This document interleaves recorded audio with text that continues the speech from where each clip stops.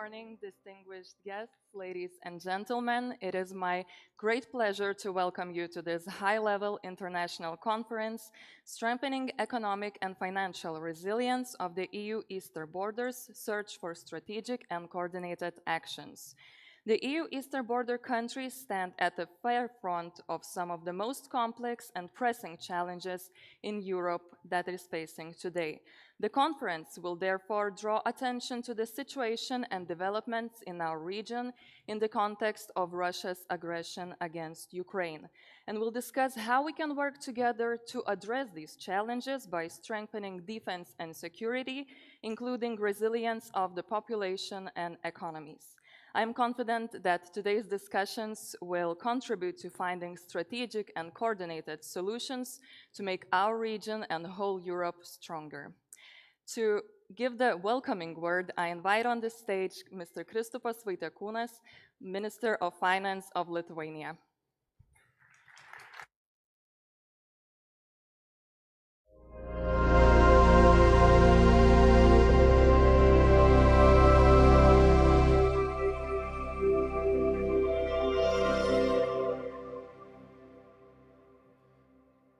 Dear guests, Commissioner Kubilius, distinguished ministers, ladies and gentlemen, good morning and thank you for coming here, for being here together in this turbulent times, in all these things happening around us. We gather here in Vilnius, in capital, which is the closest capital to the border with Russia, the border to Ukraine. With Belarus, sorry. And we are in the eastern border region. Eastern border region, the regions important in today's world is clear. It is not only the countries Lithuania, Latvia, Estonia, Finland or Poland.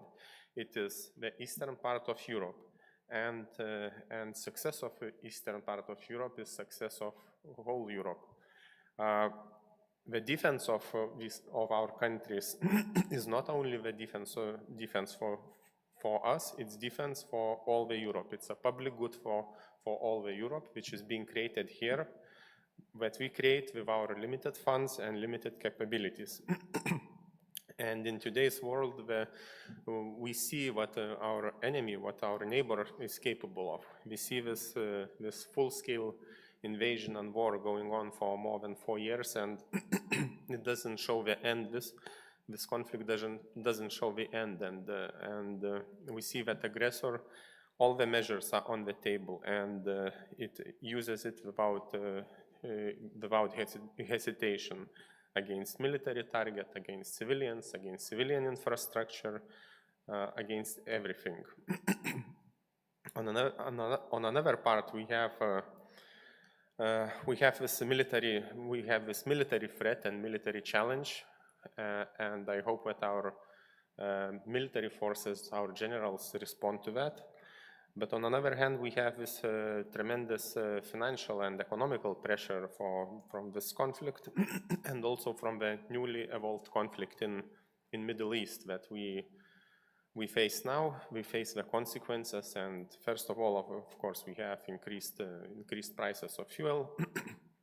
But if this conflict lasts for longer, we have all the forecast shows that the consequences can expand to other sectors of economies, and of course put pressure on our public finances, on our budgets, on our spending, and our societies. And of course, we have another geopolitical threat and pressure. We see what our main partner, our main ally, the United States, it shifts its policy.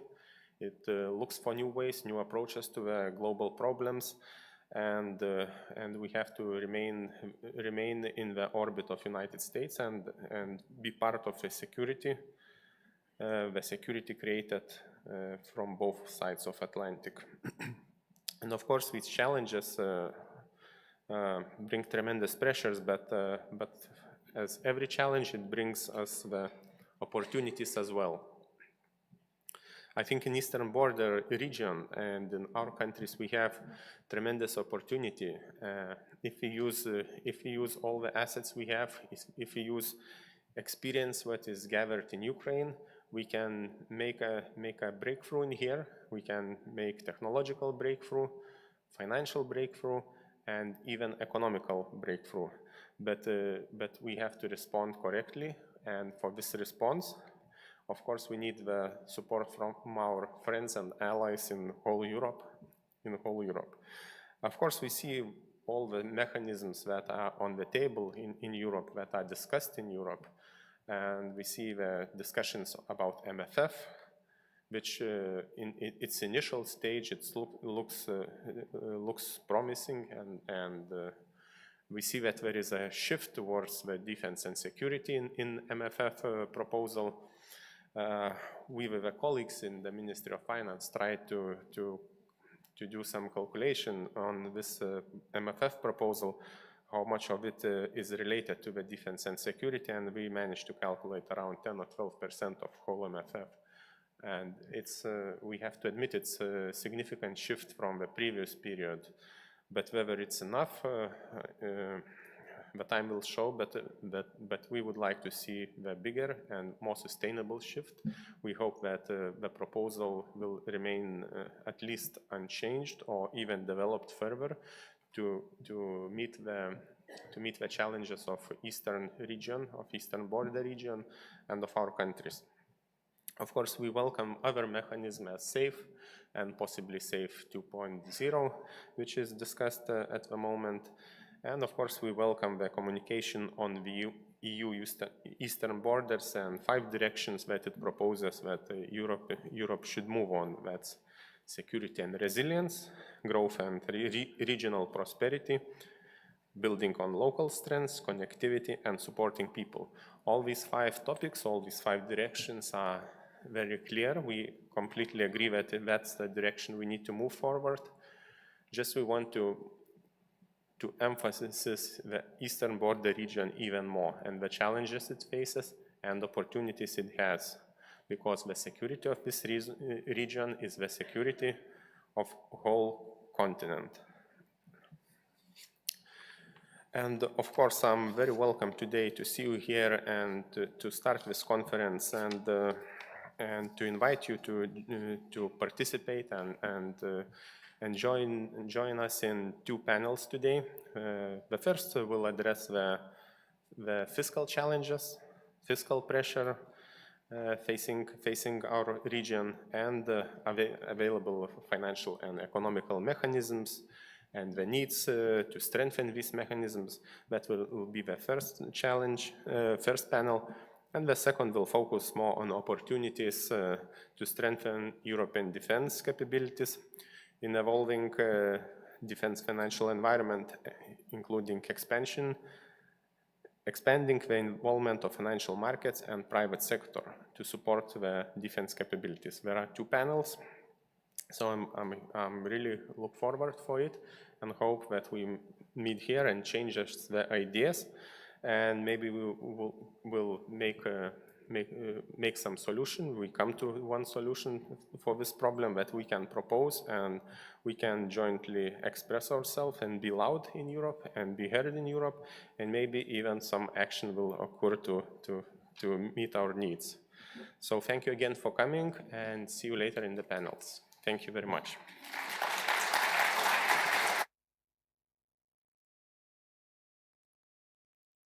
Thank you, Minister. And now I invite you all to take a look at the screen as Mr. Rafael Fito, the Executive Vice President of the European Commission, who never misses an opportunity to draw attention to our region, has sent us a welcoming word.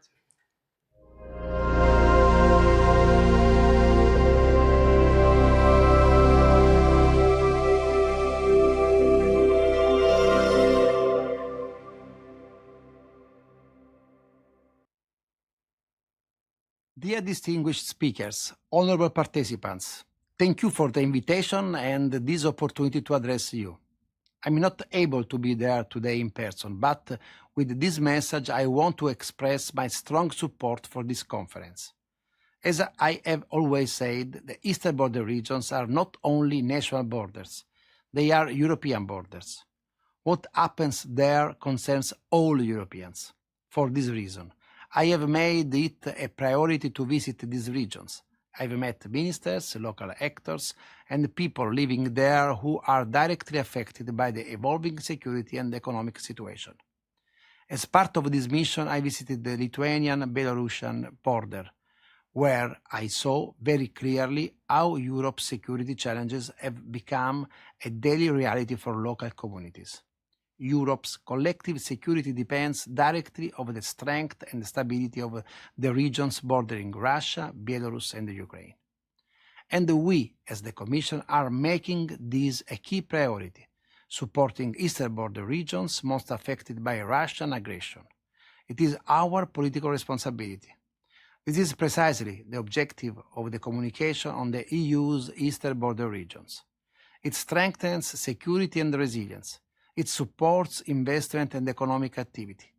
It improves connectivity, transport, energy, and digital.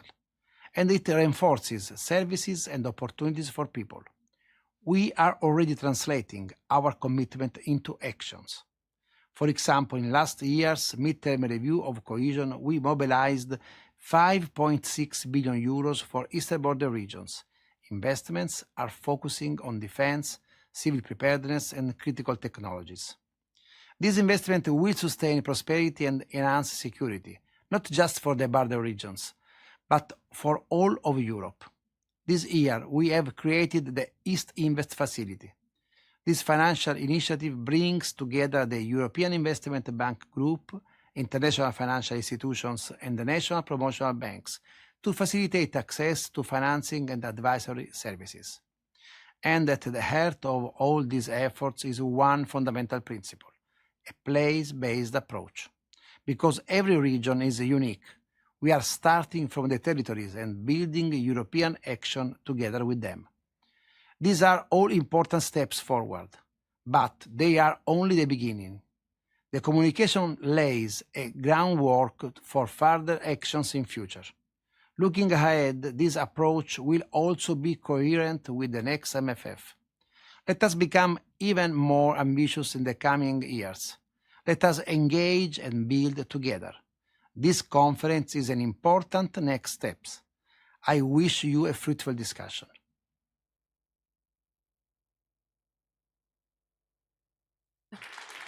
We thank Mr. Rafael Fito, and moving on, please welcome European Commissioner for Defense and Space, Andrius Kubilius. Please, the floor is yours.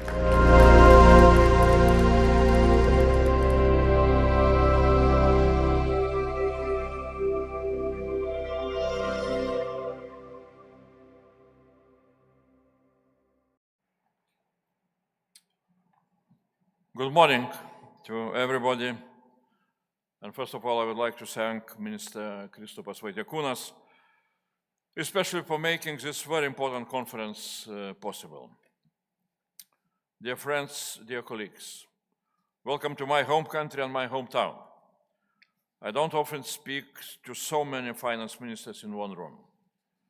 Finance ministers from Baltics, from our friends and neighbors, Finland and Poland.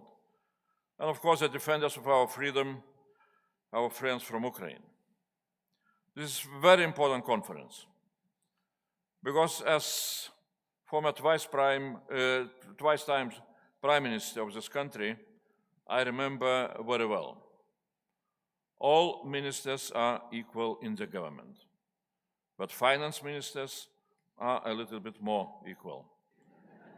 The finance minister is the right hand of the Prime Minister, and sometimes both hands.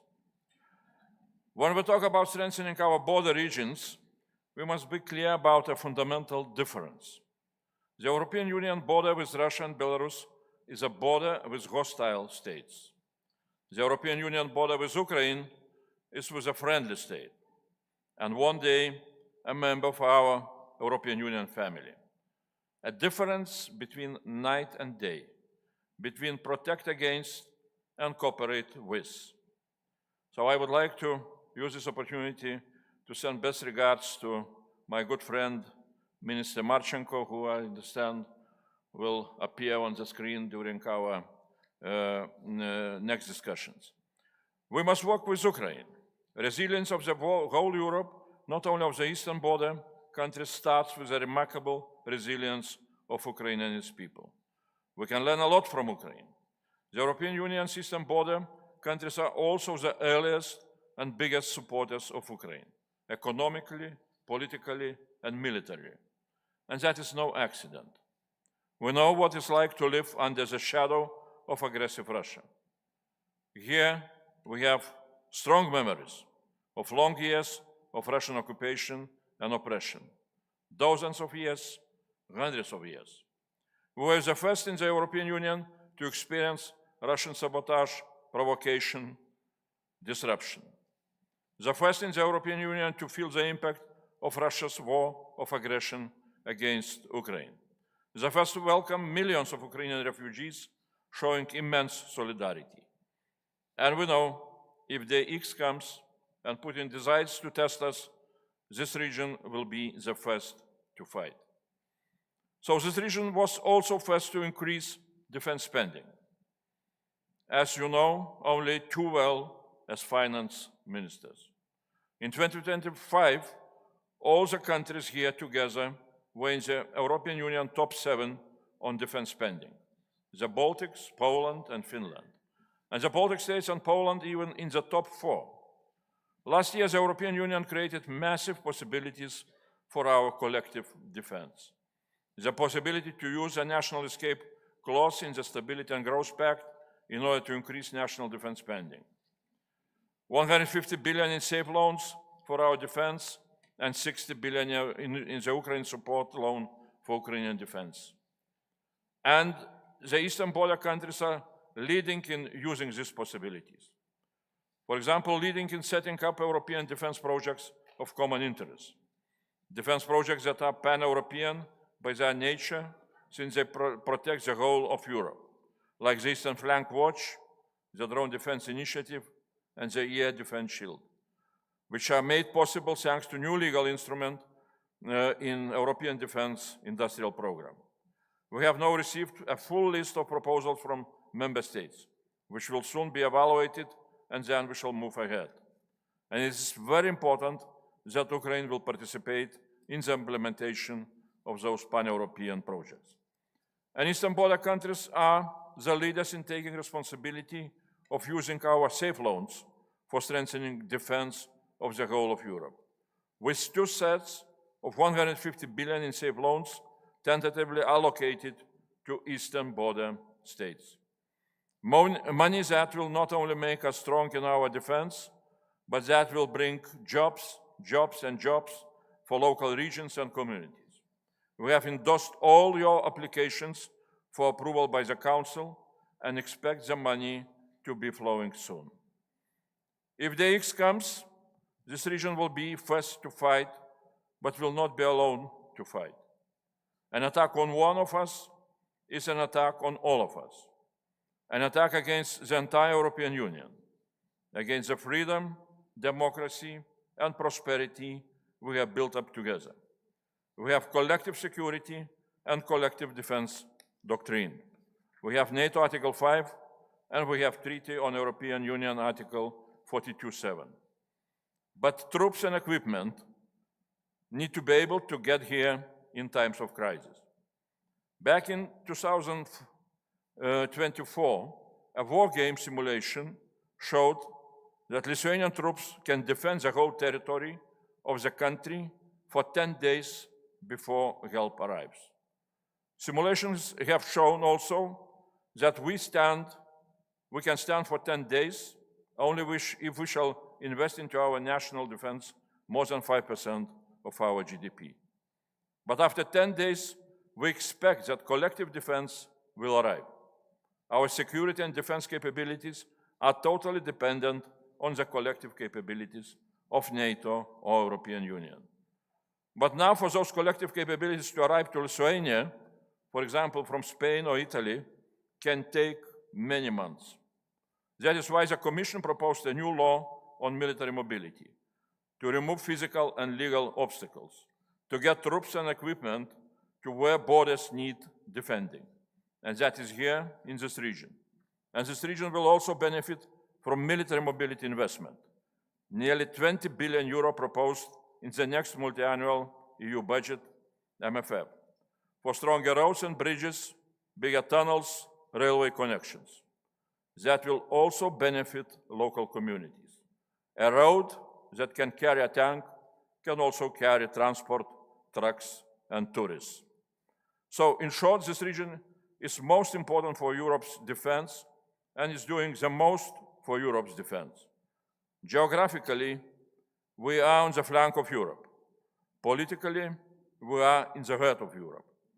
Of course, maybe I'm a little bit,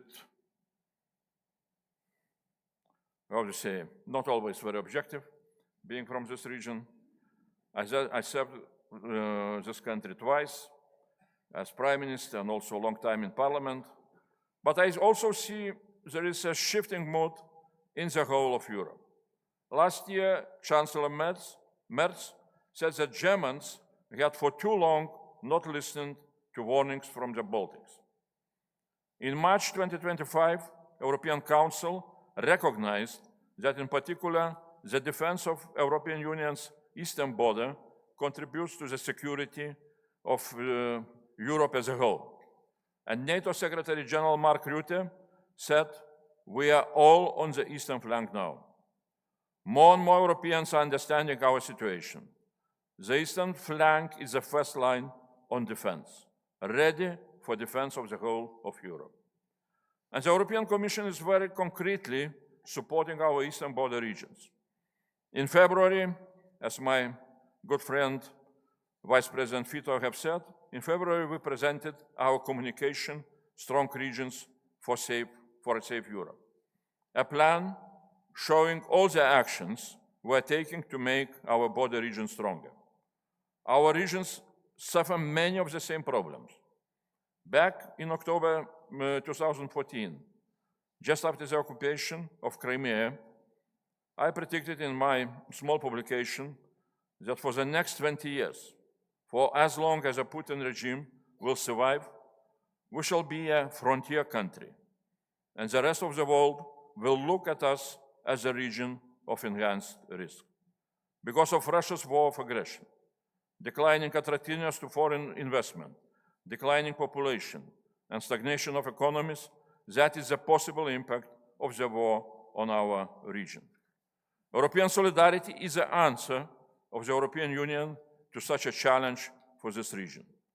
After the midterm review of cohesion policy last year, Eastern border member states now have a possibility to spend 5.6 billion euro of those funds also on defense, civil preparedness, and the protection of hospitals, power plants, and more. So a lot of important and good things are happening. But we are not meeting today to say to each other how great things are going, but rather to see very concretely what the challenges are and how to address them. So I would like to end with 3 questions for our future discussion. First, an institutional defense question. Aggressive Russia continues its war, and American priorities are shifting. We are at the start of what we can call Europeanization of our collective security. That is clear from the new National Defense Strategy of the United States, from statements by NATO Supreme Allied Commander Europe, General Alexis Grinkiewicz, who openly speaks of transferring responsibility for conventional defense to Europe, and statements by United States Under Secretary of War for Policy, Elbridge Colby, who argues that we need to replace the post-Cold War NATO 2.0 by a new NATO 3.0, in which Europe takes care of a preponderance of forces. A fundamental discussion is starting on how we organize our collective defense, which is shifting from collective transatlantic defense of Europe towards collective European defense of Europe. A discussion on European Defense Union on Article 42.7. Collective defense is for this region a matter of life and death. Transatlantic or European collective defense, but collective defense. What should the role of the eastern border states be in this discussion? Is this region ready to present clear ideas about development of collective European defense? How do we make sure Ukraine is included in this discussion and in the future architecture of collective European defense, bringing incredible added value to the future of collective European defense with its Ukrainian battle-tested defense forces and battle-tested, globally leading innovative defense industry? Such an European policy of collective defense is a strategic priority for the whole of Europe. It should be shaped, first of all, by the intellectual input of the countries from this region. I would encourage you to do that. Sometimes I feel that this region is too silent in European debates on the future policies and investments. I would urge you to overcome this hesitation, to be more active in European debates and more active as a region. You can ask why I am explaining this to finance ministers. Well, I am doing the same with defense ministers and prime ministers. But as finance ministers, you can better understand the financial added value for our region of an European collective defense policy which takes into account the input from this region. So, be active in Brussels and speak not only about your country's individual needs, but also about what kind of European policy you expect to be developed. Second, an economic question. How can the Baltics and the Eastern border region become a powerhouse of competitiveness and innovation? Such an ambition would be exactly a proper answer to the possible perception that this frontier region is becoming too risky for investment and economical development. We need to remember that defense and space investment is not only essential for our defense, but also for our competitiveness. That is clear from the Draghi and Letta reports. But while we often talk about European competitiveness and in some ways decline, it would be also good to talk about national competitiveness, which depends, first of all, on national governance. If we look at International Management Institute, the very well-known institute from Switzerland, World Competitiveness Ranking, most popular ranking about competitiveness, which EU countries are in the top 10? Denmark, Ireland, Sweden, Netherlands. Finland, number 11. I am sad to say, none of the other countries here today are among top 10. So maybe before asking, how can Europe be competitive like America, it is better for each of us to ask first, how can we be more like Denmark? Especially because the United States is only on the place 13. Denmark is one of the most competitive economies in the world, and European regulation or bureaucracy is not an obstacle for them to lead.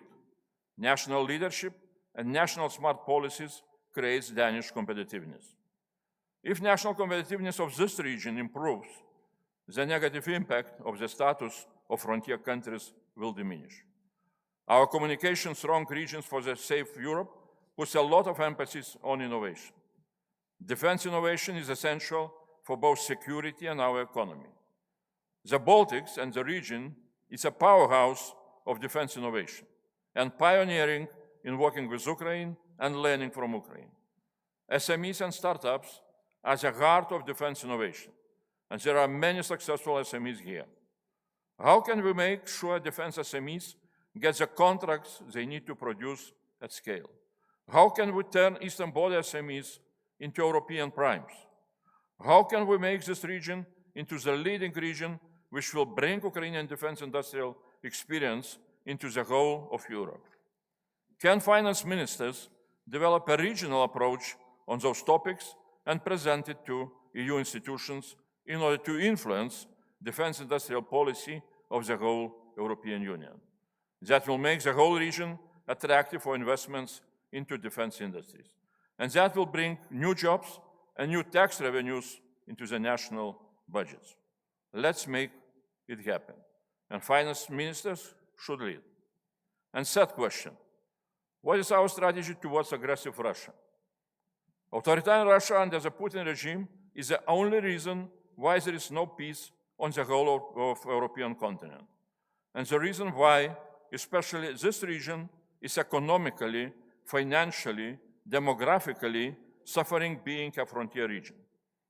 Authoritarian Russia is a permanent threat, not only to its democratic neighbors like us, but towards the whole of democratic Europe and beyond.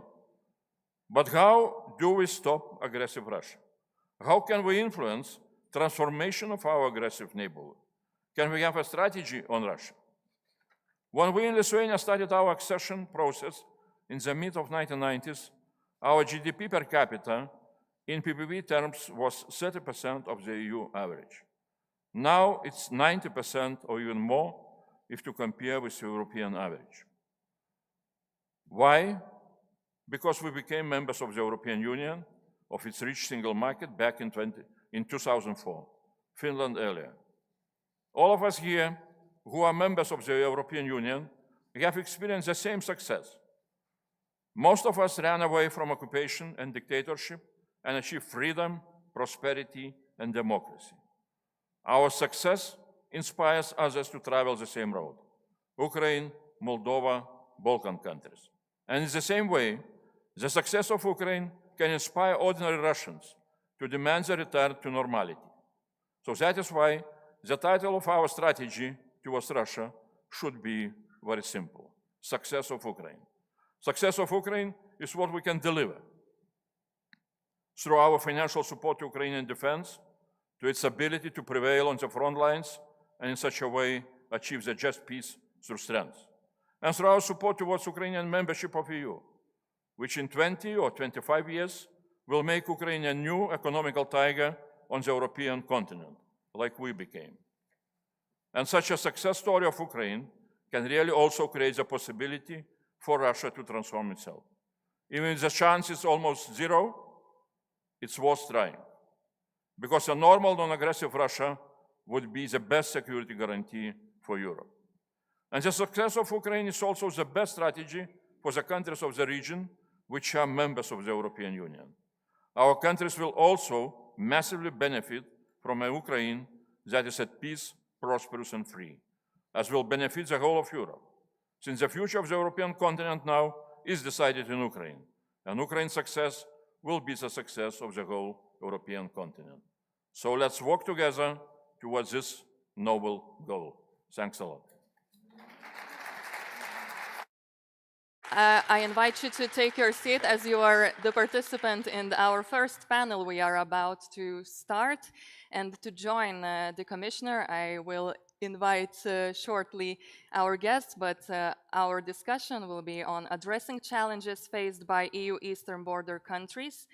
And to join Mr. Kubilius, I invite Mr. Andrzej Domanski, Minister of Finance of Poland, Mr. Arvils Ašaradens, Minister of Finance of Latvia, Mr. Jurgen Ligi, Minister of Finance of Estonia, Mr. Kristupas Vaitiekūnas, Minister of Finance of Lithuania, Mr. Sakari Puisto, Minister of Economic Affairs of Finland. Mr. Serhiy Marchenko, Minister of Finance of Ukraine, is joining us online, so we will see him on the screen, as Commissioner said. And the moderator of the session, Salian Taylor from Bloomberg.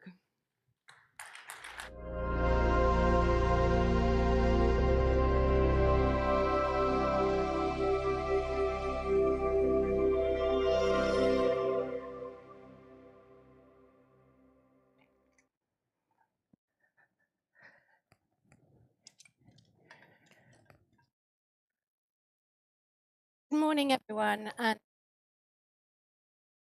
today,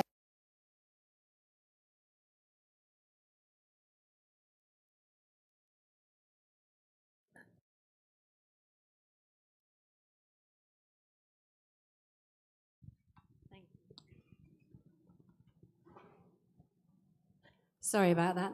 That's better.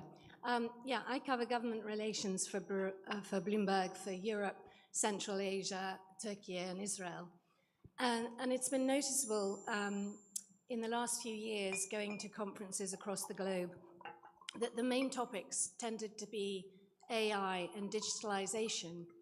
But I've been struck, particularly this year, first at Davos, and then more recently, even in Washington last week, where I had the pleasure of the central governor of the National Bank of Ukraine and the minister from Lithuania at a round table, that it has really turned to defense and operational resiliency.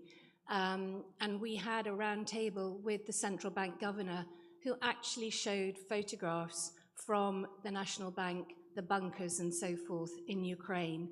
And the American audience, I think, were really struck by the fact that this was and is a proper war that has been ongoing. So I think we will come to Mr. Marchenko, Minister Marchenko, for some thoughts on Ukraine specifically. But I'd like to go first to our host minister and say, what is the real impact of the war in Ukraine and the aggression of Russia on your country, both in economic, social, and psychological terms? Thank you for the question. It's a very good one. Of course, the impact is very broad. As a Minister of Finance, I can start from economical perspective, from financial perspective. Of course, we spend a huge share of our resources on developing the military capabilities and defense capabilities. If you compare it to GDP, it's more than 5%. But in broad terms in nominal values, it's around 5 billion euros, which is really significant when the country's economy is around 83 billion. So it's a significant share, and of course it puts burden on other needs of a country, and we already had to increase taxation in Lithuania the year before. Last year, in 2025, we increased it to at least gather some funds for it, but of course it's not sufficient to cover such a big gap, and the rest of the gap goes for future generations. That means it accumulates in the debt of the country, which remains low. It remains low and sustainable at 40%, but we have projections and forecasts that at the end of our term, which is 2028, that debt can be as high as 52%. Well, if some scenarios will be more favorable, maybe it will be lower, but it's still significant increase in a couple of years. So in longer term, and we expect this trend of defense spending and global instability and Russian aggression to be a long-term issue. It's clear that it's not sustainable to put the pressure on finances, on debt, and on the future generations. So of course we need to find the solutions, and it's always better to find the solutions with your friends, with your allies who sit here now and represent their countries. The common approach is a lot more effective, and we can be heard a lot better in Brussels, in other capitals, if we speak together. So yes, that's for finances, and of course there is this broader aspect of this aggression, economical. Of course, we are seen as a border region, border with aggression. We see that a full-scale war going on 500 kilometers from our capital, from our biggest city. And if you want to go to the border of aggressor's country, you just have to do a 20-minute drive by car from where we sit now.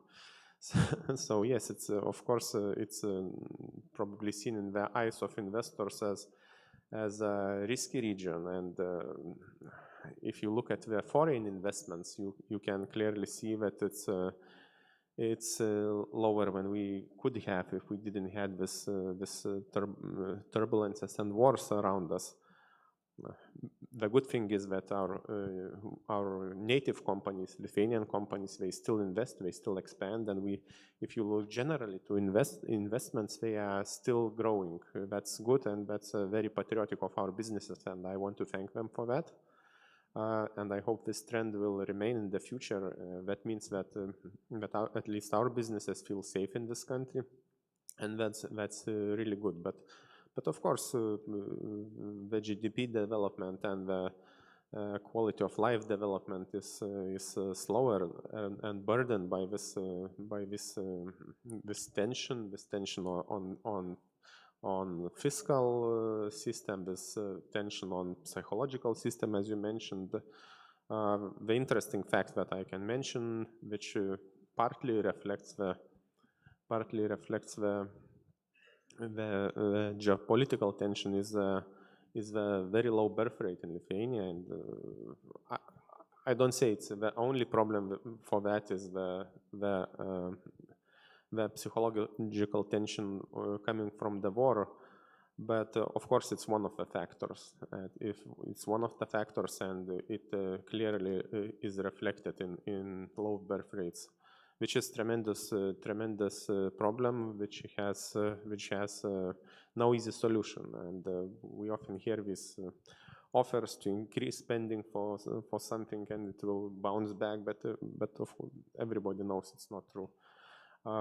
Yeah, so it's a very broad spectrum of influences, negative influences. But as I mentioned in my opening speech, these challenges, they are opportunities at the same time, and we really need to use these opportunities. And one of the opportunities I see working together with the countries that sit here. For example, I can give only an example which comes to my mind first. There is a lot of talks about the drone wall. So the drone wall, if we developed it together, it would be more effective, cheaper, better organized, and I think it's a better way to go. Thank you. And we'll come back to the fiscal in a minute, but Minister Puisto, perhaps we could hear from Finland's point of view while we're with you. Yep, thank you, and good morning, everyone. It's great to be here in Vilnius. I was here in November last time in a similar conference, so thanks Minister for the invitation. I mean, certainly the Russian aggression has had a negative impact on Finland and particularly on the eastern border, so we feel it. But having said that, I think there are still differences, like in different areas in eastern Finland. So some of the regions actually have managed to do it better, which gives me certain optimism in the situation. Also, we have lost some of the advantages that we have had, for instance, the air connections between Europe and Asia. We used to be the sort of the fastest link between Asia and Europe, but because of the airspace across Russia is close to us, we lost that partly. I mean, we still have like maybe the best connections to South Korea and Japan and frequent connections. So that's like a particular negative side there also. On the fiscal situation, I think our defense spending and the defense capabilities were in a reasonably good, decent shape even before the war in Ukraine. So our defense spending was about 2% of GDP in 2021. That was actually partly thanks to the F-35 purchases, which sort of temporarily increased the spending, but now we are increasing the defense spending basically according to the NATO criteria. So currently it's about, I think about 2.6%, and we are driving it up to 3.5%, and in total to 5%. So we are on our way there. The fiscal situation is it's not easy. We actually just the day before yesterday finalized the budget framework negotiations for the last year of the current government, and we are running quite a big deficit. So it's more than 10 billion annually, and if like traditionally we are fiscally conservative country, so it's quite difficult situation. So the current debt to GDP is close to 90%, which is far higher that we used to have. Another thing that I would like to raise is that we have done Actually, I would say since the Second World War, we have had this concept of comprehensive security. So we have integrated the civil defense to the hard defense quite successfully. And we have an organization called National Emergency Supply Agency. And they have 26 different pools across different industry areas, whether it's energy sector or chemical industry or the financial markets. So we are integrating that concept, and I think that has been quite successful. And we are also increasing that spending. So it's not only the hard defense, but the sort of integrated civil and defense. Thank you. And Minister Domanski, Poland, deficit is a bit of an issue at the moment. Can you explain what the impact is on your country? Thank you. First of all, let me thank you for the invitation. It's really great to be here, and frankly, I believe it's no better place than Vilnius, no better place than Lithuania to show our unanimity, solidarity, but also strength. And here at this stage, I believe we are all united in many, many ways, also united by the language. We don't call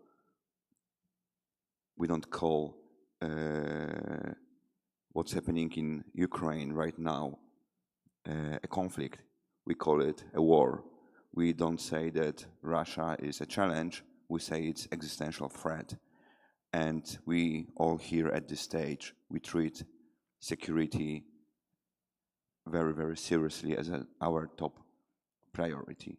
So let me also say that it's clear nowadays that in Europe we must do more. And as Prime Minister Tusk said yesterday, we need true tools and real power in Europe to defend ourselves, to defend against Russia. And coming back to your question,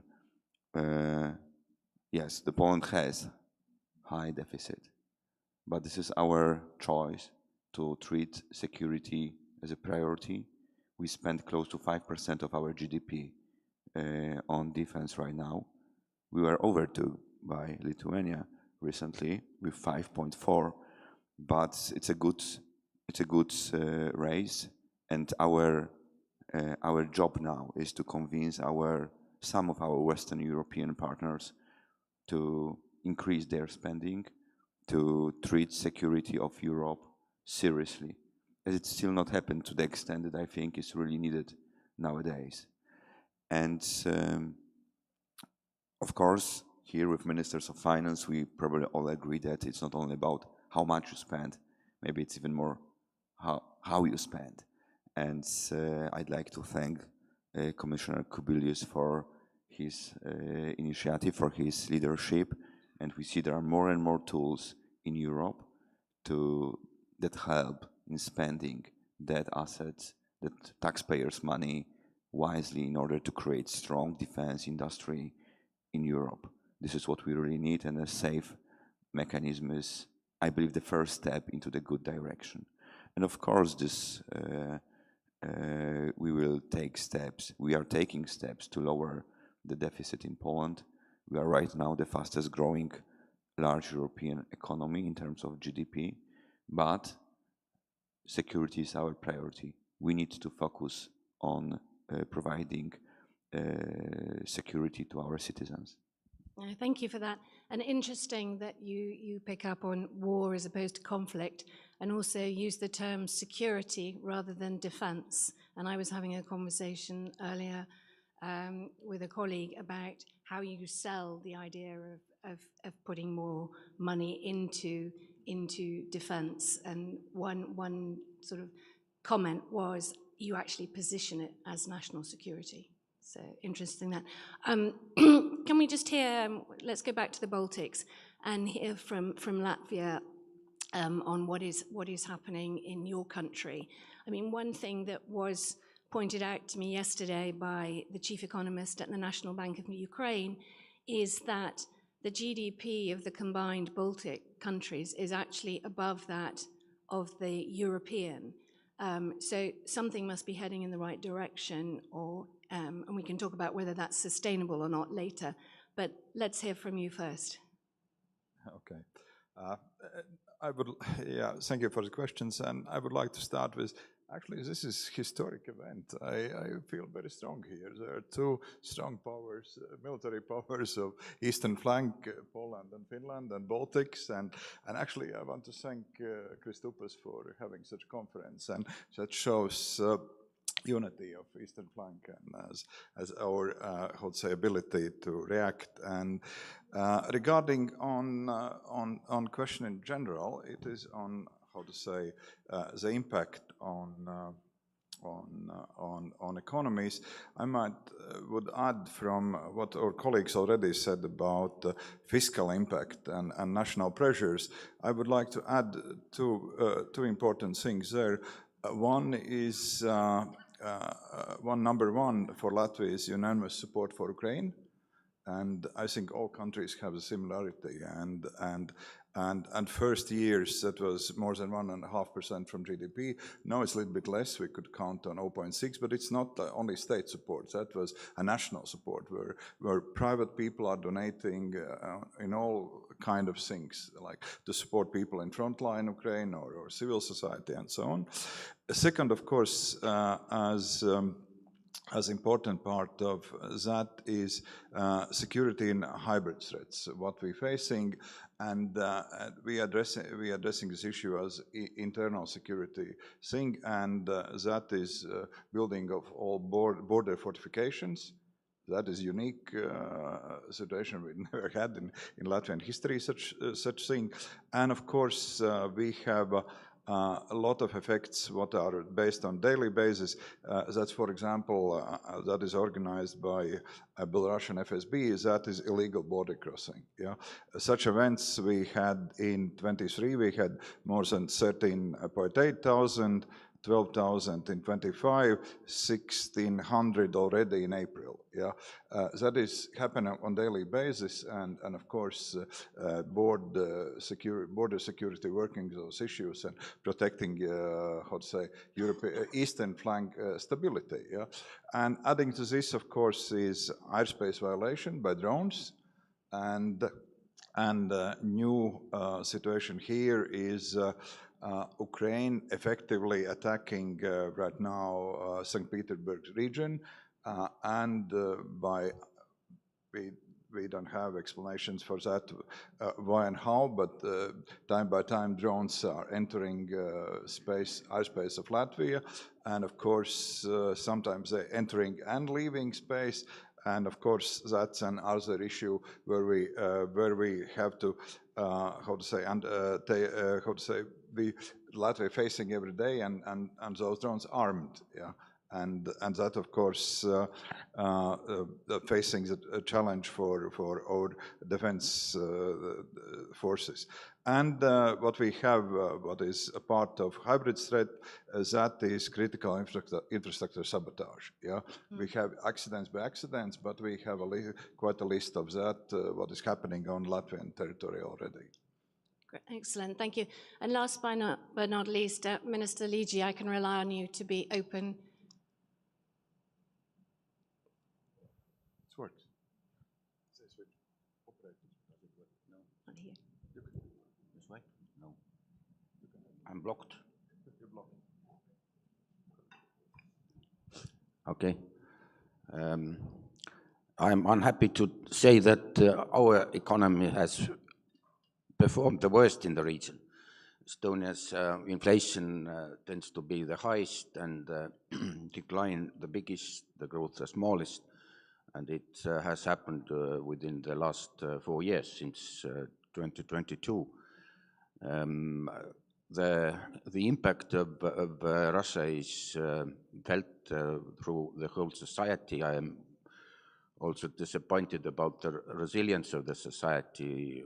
People don't tend to blame their own government instead of the enemy, and of course practically it has happened, the decline and the inflation, because we cut ourselves off from Russia very radically. It means supply changes, it means to some extent market, but also increase of energy prices.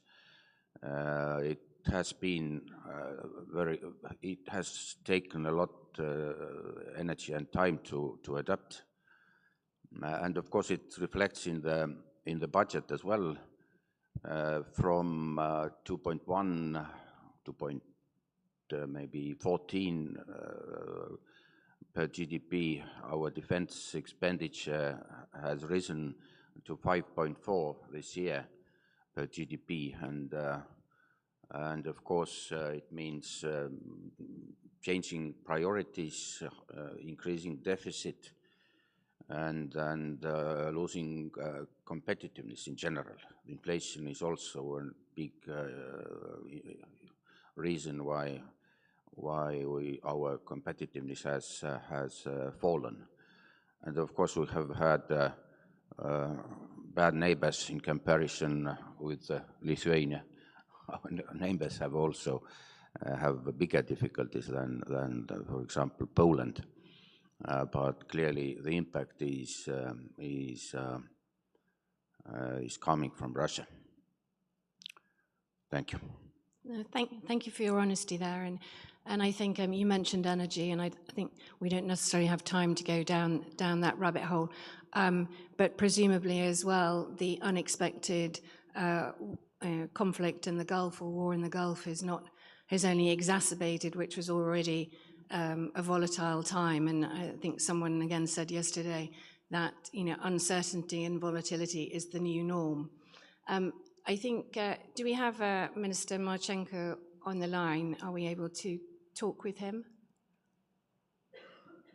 I don't know who's doing the technology here. Minister, are you able to hear us? Unfortunately, he's running a few minutes late, but he will join us. Let's wait a little bit. Okay, well, I was going to ask him for his thoughts on fiscal resilience, because Ukraine has done such a good job of maintaining their economy and not going down. Their capital markets didn't go down for a single day. But maybe, Commissioner, I can come to you.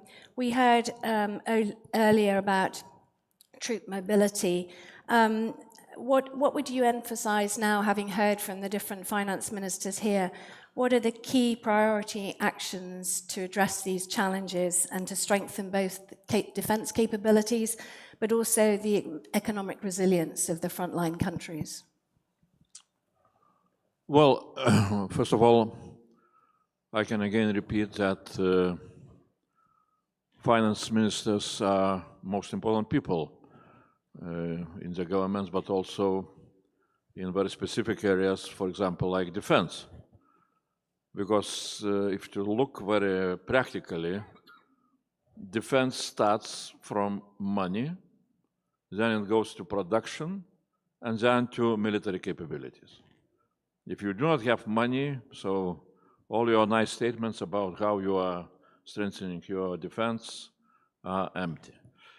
So now, really, when I'm looking into next period, next few years, I see how important role will be played by finance ministers in really building a really strong European defense and security. First of all, next MFF. It should be bigger.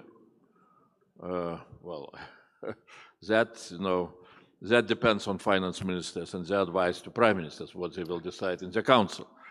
In my view, well, I understand each, euro cent is very much needed for national spending. But if we should look into an added value of euro spent on European level for important programs and euro spent on national level also for important programs, we shall see that, European spending is bringing a lot of added value. So this is one. Don't envy for European spending, in comparison with national spending. Second, definitely, national defense spending, we need to understand what is What does it mean? If you will look into next 10 years, and if member states will follow, all the EU member states, will follow an example of Baltic states, Poland and Finland, and will really implement their pledges, which were given last year to NATO, historical pledges, to increase defense spending, core defense spending, up to 3.5%. National governments will spend for defense, in that case, during the next 10 years, up to 6.8 trillion euros. When on EU level, if member states will approve our proposal, to increase defense spending and space spending up to 130 billion euros, that will be a really big increase by 5 times. Nevertheless, for defense, we shall stay somewhere in between of 60 or 70 billion euros, which means 100 times less than it will be spent on national level. So I see an issue because a lot of defense projects which we need to implement are pan-European projects, are big regional projects. And definitely on EU level, we shall not have such money in the budget. The question will be how we can, in the best way, most effective way, to organize national defense spending to support those big projects. How in some way, at least partly I would call, I don't know if finance ministers will agree with that terminology, to Europeanize part of national defense spending for European projects. That will be really big issue. And the last point, finance ministers need to speak with the prime ministers and defense ministers that joint procurement, joint development will save a lot of national defense spending. Our preliminary evaluation is, from our experience with some European programs like EDIRPA, that if member states are going for joint procurement with a larger scale contracts, in that case, production cost goes down by 30%.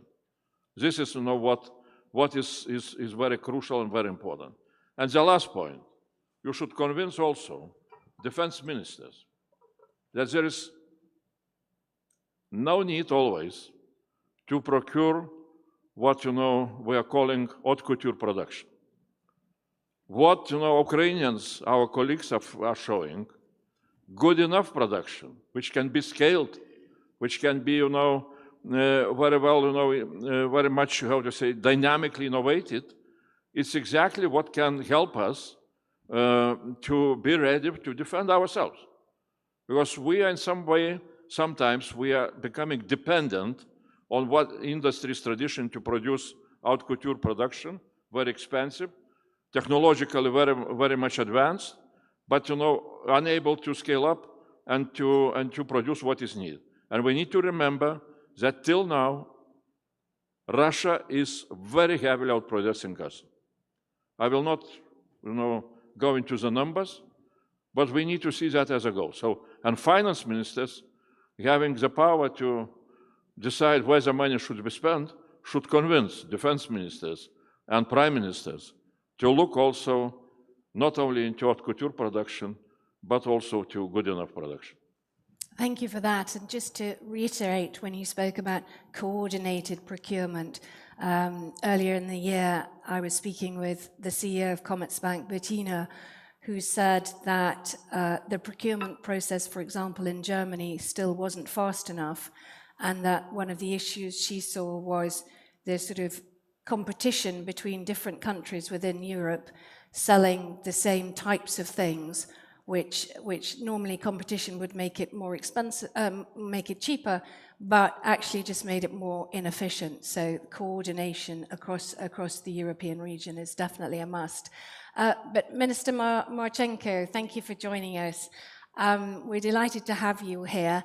I was saying at the beginning of the panel that we had your central bank governor, Andrei Pishnev, in Washington in Bloomberg last week, and he gave a very good presentation on the resilience of the Ukraine National Bank. And I wondered if you could tell the audience here, how Ukraine has managed to keep its capital markets and its economy so resilient and up and running 24/7, and what lessons you have learned. Good morning, ladies and gentlemen. I would like first to thank my colleague, Minister of Finance, first Kristupas, Minister of Finance of Lithuania, for inviting me to join this conference. Unfortunately, I can only link to you online, but I believe that I can deliver important messages of our experience, which we have at this moment.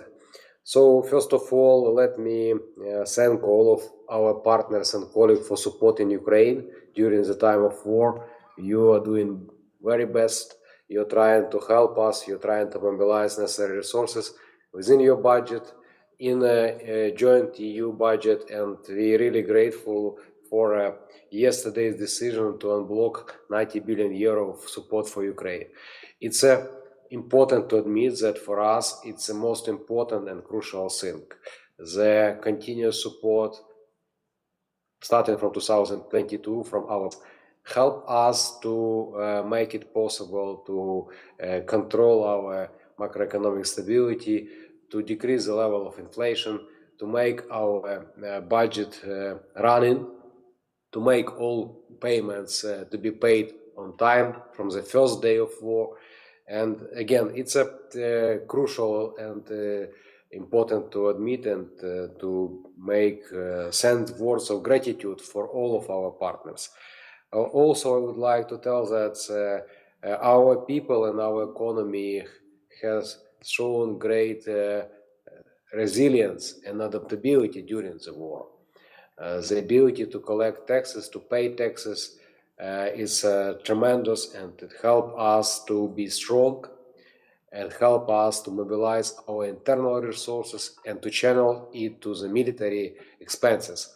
At this moment, we are able to collect up to more than 60 billion euro as revenue and to channel it to the military expenses. It's our 70% of our budget now is spent on military. And it only can happen because of all of other humanitarian and social needs were covered with support of our partners and colleagues. Also, I would like to tell you that adaptability is a key feature of current situation in Ukraine. We had several stages in this war. War changed dramatically. There are new technologies which identify the situation in the battlefield. There are new components, new ideas which were implemented. And the fact that Ukraine managed to do this very fast, in a fastly manner and flexibly, helped us to withstand Russian aggression from the beginning. And right now we have practically equal chances to defend our country with offending Russian forces. So it means that practically zero possibility for us to lose significantly part of our territory. Of course, we have some issues in the battlefield, but right now the situation is under control, and it's also a great testimony of ability of people, of our soldiers, to adapt to a new reality, to implement new decisions, new tools, new technologies, which make a very, very important effect for a battlefield. Also, now I want to tell you several words about challenges ahead of us. This winter we realized that slow and minus temperature is very dangerously for us, specifically in combination with constant Russian attacks on our infrastructure. Russia launched severe attacks on our energy, heating infrastructure, water supply facilities, and it's a challenge for us right now to prepare our economy, our people, our cities for the next heating season. We have a very clear deadline. It's 15th of October, and all of our plans right now and all of our ministerial and governmental discussions channels towards possible collections of resources and implementations of plan. All of our regional heads involved in this process, and I believe that we can meet this target at least partly to to secure our infrastructure for next season. Also, I would like to admit some important features. It's our ability to preserve trust and accountability in our relationship between us and our partners from international financial organization. The fact that we have a second IMF program and the fact that we have 8 successful review of previous one give us opportunity to show that Ukraine not only trying to collect resources to wage this war, but also Ukraine is capable and able to implement necessary reforms.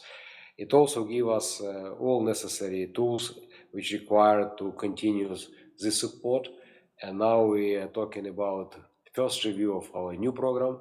We plan our next IMF mission and plan to come to Kyiv at the end of May. And I believe that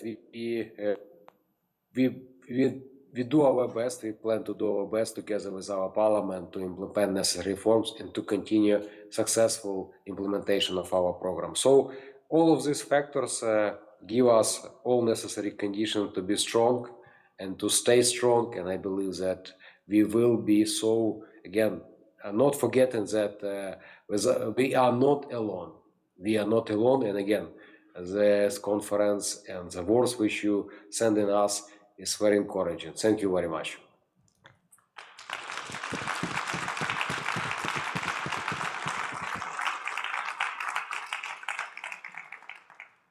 Thank you very much, and as you will have heard, the audience very much appreciated hearing from you, and I think we all are in awe at the resilience that you and the country have shown. And in fact, one of the things we mentioned energy earlier, and my understanding is that every single power plant in Ukraine has been hit at some point, and particularly with the severe winter, it must have been very difficult. One positive that your governor did talk about last week was that once the war is over, you will be a net exporter of drones, which was an interesting fact and something that obviously the country has had to come to terms with very quickly in developing that technology. And I'm sure in the next panel we're going to hear more about the technology and investment into all sorts of drones, cyber, and so forth. If we move now to the sort of funding mechanisms that have been touched upon, and the Commissioner spoke about safe loans and how there is this real focus from the European Union on the northeastern flank particularly, and a drive to get all countries to commit. Not all of them have yet, as we know, Spain and Ireland being particularly underwhelming at the moment, and perhaps someone might like to comment on those. But Minister Ligi, given that you talked about Estonia and how things have been particularly difficult, do you think that the Commission's proposals for the next MFF from 28 to 2034 are sufficient, or could they do more? I can't say they are sufficient, but they are significant. That is, we welcome the increase of the budget, and we also welcome that the rhetorics towards our region has improved a lot, like Commissioner Vito also stressed today and has been doing it from the very beginning, is that it's not just national borders we are talking about, it's a border of Europe. We are representing we are on the front line against the evil behind this Europe, free world, and we are defending it, but the understanding of it should go even deeper. It's a good sign that, good fact that allocations on security and border have increased. That is a crucial shift, but at the same time, the promises to address specifically eastern border region hasn't given results so far. So we expect that eastern border is systematically addressed in our next budget of European Union.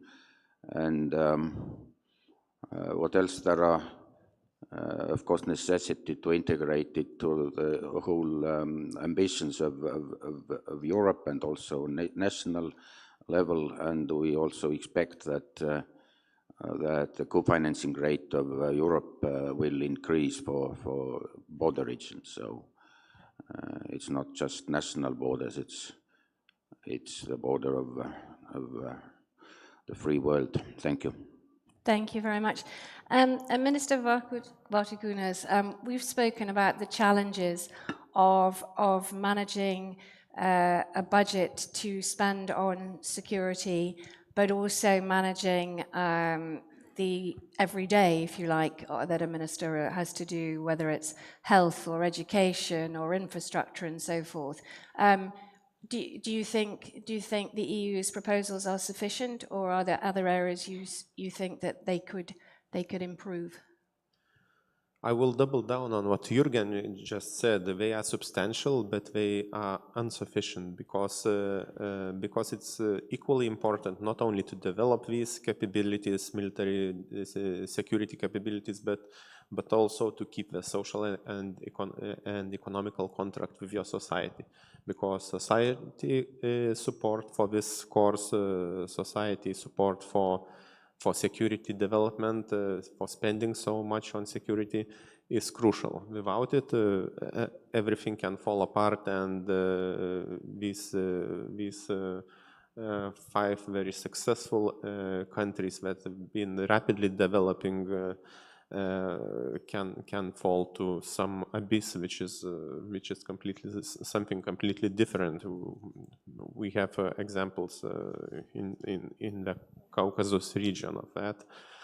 So yes, it's a question of tremendous importance, and we hope that these mechanisms can be improved, expanded, and maybe even have something not in the form of loans, but in the form of EU finances directed to some kind of security capability all across our 5 countries border, eastern border.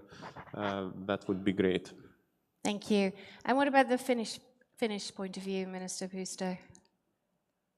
Yes, I think that, and I want to thank the Commission for putting attention on the eastern flank situation and the communications in February. I think the Commission has done a good work there, and all the initiatives that Mr. Kubilius said in his opening speech, like the space, the safe, or the need for military mobility, and also the overall situation that between like the North America, the United States, and the European defense. I think these projects are very big when we are talking about the military mobility. I mean, they are like tens of hundreds of billions, so it's not easy, and I understand it. But there's also the fundamental question of like how the Europeans take responsibility for the defense, and there is going to be anyway a rebalancing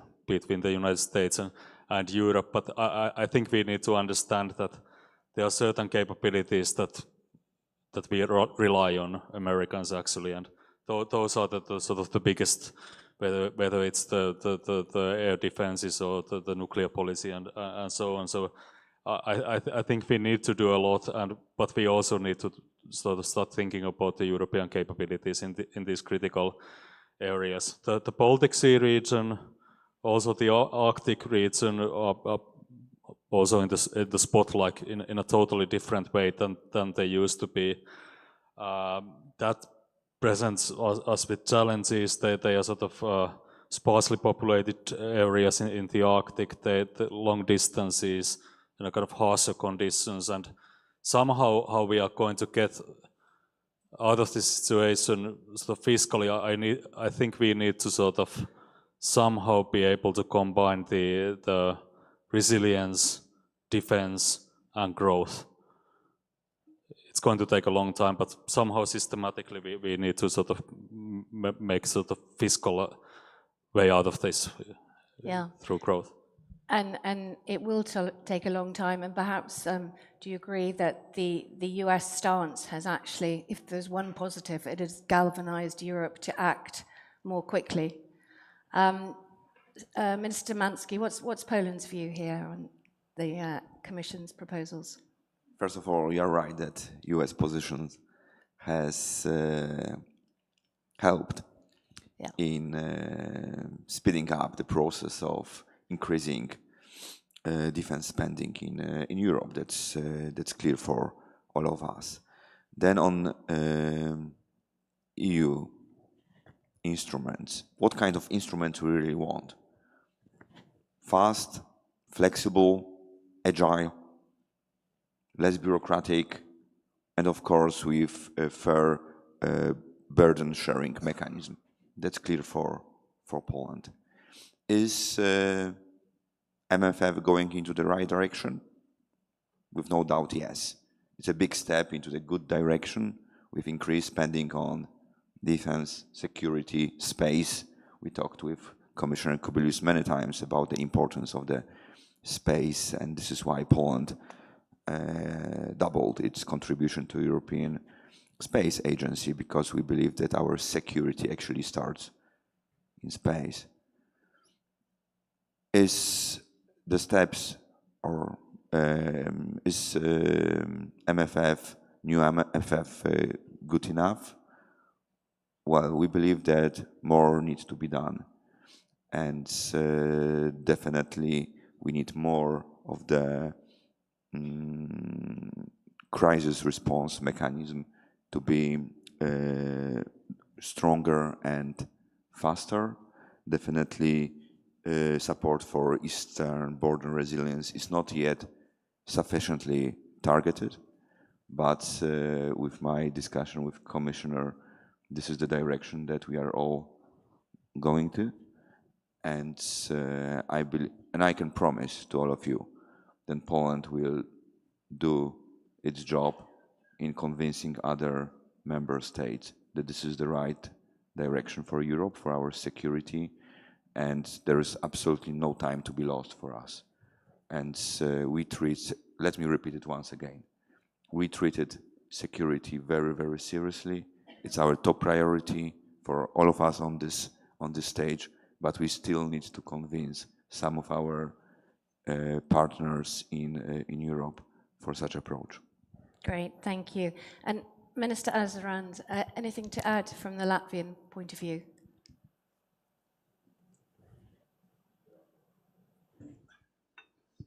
Works something, not? Okay. Well, yeah, regarding funding, I think Commissioner Kubilius mentioned already, we have a lot of challenges ahead, and number one, of course, is ahead of us is a discussion about the architecture of European security, and in nowadays context, yeah, and it has to be somehow finalized, and just read the Bruegel report, which says European strategic enablers, yeah, and such thing, and how we will manage those things, it's not clear yet, and as this will be on a table. Second is fundamental issue is rising by NATO countries, rising defense spending create enormous increase in demand. What we're facing now, there is no on supply side, there is no answer. And what is ending up right now, we have enormous inflation in defense supply. Right now, what is facing in reality we waiting for years in line for to feel order, and then we never know the final price for the product. But sometimes inflation is 100 or more %. Yeah, and those two things has to be somehow better coordinated and done. Regarding fund MFF, and I welcome the process, and from a Latvian perspective it looks very good organized, and we very much welcome let's say Commission communication on eastern border regions. I think it's the right approach. I agree with colleague that much more might be done in order to how to say address two fundamental challenges that eastern border face. That is, from one hand, we have to how to say guarantee defense spending or realize defense spending. Same time, we have to realize we have to have competitive economies, and how to balance those things. That's not properly addressed yet. We understand problem now, but the final the ideas is needed. Yeah, final ideas needed. But in general, I might say European Commission is moving in the right direction. Brilliant, thank you. And Minister Marchenko, I'll come back to you. What are your thoughts on the MFF, particularly the proposal around Ukraine? Well, it's the first time when we have a direct line which have some amount of appropriations. Probably it happens for Ukraine. It's the first time when the European Commission decided to include Ukraine in their budget. It's important for us. It's a testimony that we are moving in the right directions. It means that it's also open some perspective of our European integration. At least for budgetary purposes, we already integrated partly in the budget European Union. So as a Minister of Finance, I want to tell you that for me it's an important milestone, because we secure some funds for midterm perspectives. And due to the fact that now we are fully depend on foreign support, and we will need rather substantial resources to cover our reconstruction phase, it's also very encouraging, and the amount is quite big. It's 100 billion euro for a 7-year perspective, and it's something which really Ukraine reserve is important reserve for us. It's create a signal that Ukraine will secure long-term support, and funding mechanism is predictable, flexible, and I believe that Ukraine will do our best from our sides to implement all necessary conditions if it's have. And the most important thing also that money which we shouldn't repay, we shouldn't pay back. It's money which is non-repayable. It's important also because we have rather a significant amount of debt which we collected during the war. Now it exceeds 100% of our GDP. Of course, it was our necessity before the war. Our debt to GDP ratio was 55%. Now it's more than 100. And I would like we channels towards a more healthier environment of our debt. So, and I believe that this trajectory should be downwards, and the amount of which is grant amounts, it's help us to restore these conditions. And of course, if you're talking about the scale of reconstruction is rather bigger than the amount which is we have available from funds from European budget. But I believe we should create conditions and mechanisms when this money can serve as a multiplier for a private money, because I really have a lot of doubts concerning if any possible public money can cover our great needs for reconstruction. Also, I want to tell you that we will keep fighting for frozen Russian assets.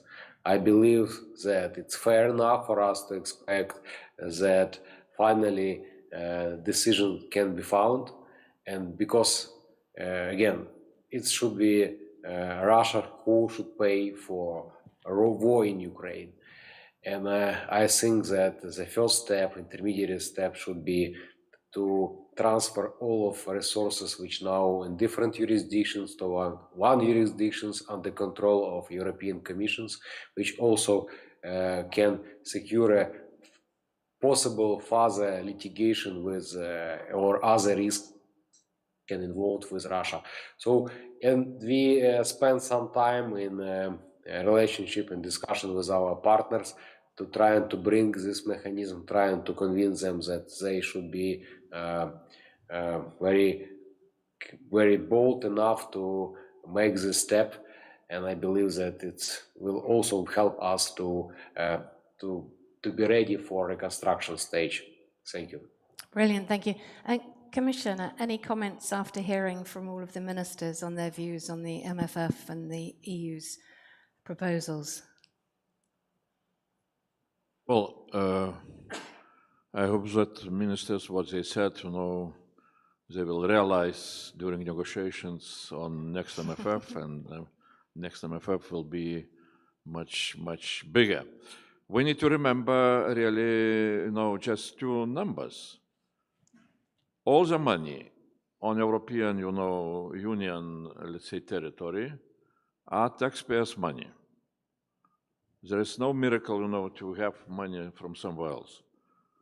And when we're looking into taxpayers' money, we need to see that into the national budgets, around of, I don't know the last numbers, but earlier, a few years ago, it was around of, in average, around of 45% of GDP. It was coming back through taxation into national budgets. 1% is going to European Union budget. Some difference you feel in those numbers. So I would suggest really to ask our taxpayers how they would like that their money would be spent. I think that their answer would be, we can give to European Union spending a little bit more, especially for defense and space. That is one thing. Second, when I listened to Minister Sergei Marchenko, I think that, again, I am looking into our finance ministers, not only from this region, but the whole European Union finance ministers. I was speaking about this, what I call strategy of Ukrainian success, which very much depends on our support, on our financial support, both from military point of view, but also through enlargement and so on and so on. And I would really be very happy if our finance ministers would take an inspiration from a recent study done by Norwegian think tank Corisk, where they investigated two possible scenarios related with Ukraine. And the first scenario was that, okay, our support is not enough, and Russia is starting to prevail in Ukraine, and what will be consequences for our European Union? Their calculation was that really, with millions of refugees, with Russians taking at least part of territory with all the resources, for us that would cost somewhere around of 1.5 trillion, even more. And the second scenario is that we are increasing our support to Ukraine in order for Ukraine to start to prevail and to, in such a way, really, to bring Putin down to negotiations on the just peace and to achieve the end of the war. And their evaluation was that in that case, what we shall need to spend to support Ukraine would be 3 or 4 times less if to compare with the first scenario, when we are not giving enough of support, but then we are facing consequences of Russia prevail. So it would be very, very good for us really to take that Norwegian paper as a basis for our calculation, how much we need to support Ukraine, and to explain to our people and to ourselves that, yes, our support costs money, but not supporting Ukraine, it would cost much more. Okay, thank you for that. And we're almost out of time, so I'm gonna ask you all the same question, and I want you to tell me, if we were to meet again in 3 years' time, what concrete changes would you like to see that Europe has taken to really strengthen its eastern border? Let's start with you, Minister Puisto, at the end. Yeah, I think that the European Union has done sort of right kinds of steps, and it's on its way. But I think that we want to have a kind of long-term committed strategic impact on the eastern border region, so that they can sort of capitalize on their sort of own strengths and succeed. Thank you. Minister. Thank you for the question. I would like to start like this. Now we are talking and we are here in Lithuania, which we always see and always say it's a small country. But is it really that small? Because the land area of Lithuania is equal in size as the land area of Belgium and Netherlands combined. And Latvia is the same size. Estonia is 50% bigger than Belgium. And I'm not even talking about Finland or Poland. So in 3 years' time, what we really need, and we need it faster, I want to see here soldiers from other European countries. I want to see drones in here and other military capabilities that are needed. And for all of that to appear here, we need money. And money is the job for us, for ministers of finance to do. Nobody else will do it for us, all of us, including the new Minister of Finance for the whole region, Andrius Kubilius. I'm pretty sure he will help us with that. So that's my vision for future. Thank you. Minister. Thank you. I think after 3 years we gathered to celebrate defeating Putin, first of all. But also I hope the understanding that the evil doesn't disappear, that we are on the front line, and the problem is long term. This understanding is also much wider in Europe. I think on higher level it is already understood, but it took also time. And of course we then should not explain that much that we are the front line against the evil, and that Europe in general has to take care of its borders and security in general. Thank you. Thank you. Minister Adrans. Yes, thank you. I think there's a couple of issues I would like to address. Number one is why we right now in investing, let's say, more than 5% of GDP. There is particular NATO targets for all of country. We have to develop our capabilities to do that and that thing according to coordinated collective plan. And I hope we will be able to do that in next 3 years in order to react or deter opponent in good way. That's number one. Second is, on my opinion, is very important, keep European economies competitive. Yeah? And I think it is very properly was addressed by Commissioner Kubilius, and to really become a powerhouses of Europe in Eastern flank, not only the regions of problems, but problems of the regions of innovation, ideas, and new development, and somehow that had already happened. It was after some kind of stagnation when Russia started the war against Ukraine. The economy has been on sit and wait position. Now it is on takeoff. Let's see what will happen after Middle East crisis. But we still see the positive growth, and that is very important. And I would like to end as Mr. Ligi, the Minister Ligi said. I hope the Russia will be defeated. Thank you. And Minister Domanski. Well, a lot has been already said, but let me start by saying that I'm pessimistic in a sense that I'm afraid that 3 years from now, the geopolitical situation is going to be much more complex, much more difficult than it is today. And this is why we do need to speed up.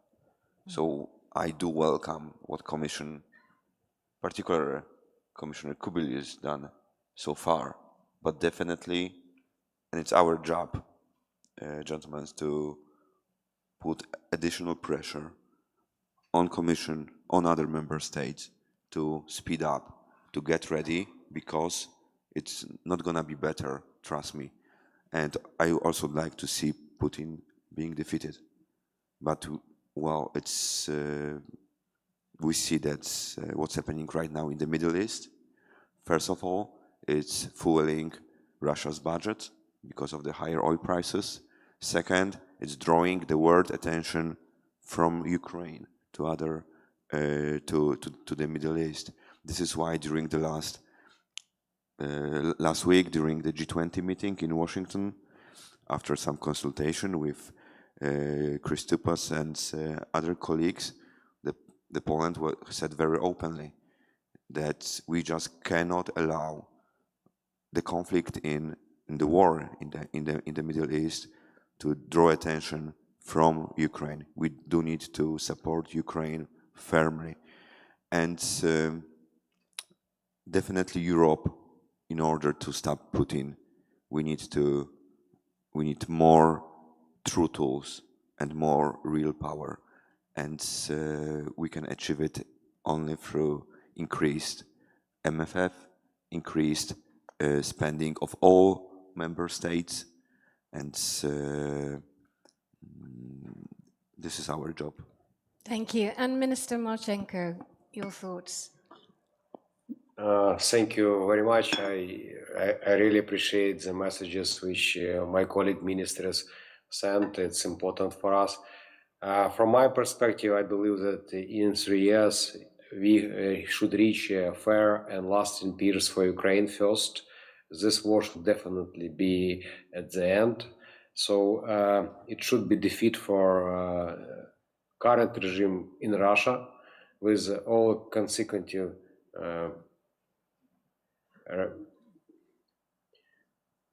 results.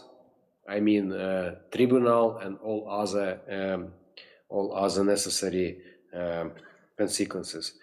Also, it's important for Europe to reach self-sufficient, secure compact. I want to stress self-sufficient. Together with Ukraine, we are able to be secure as a one continent.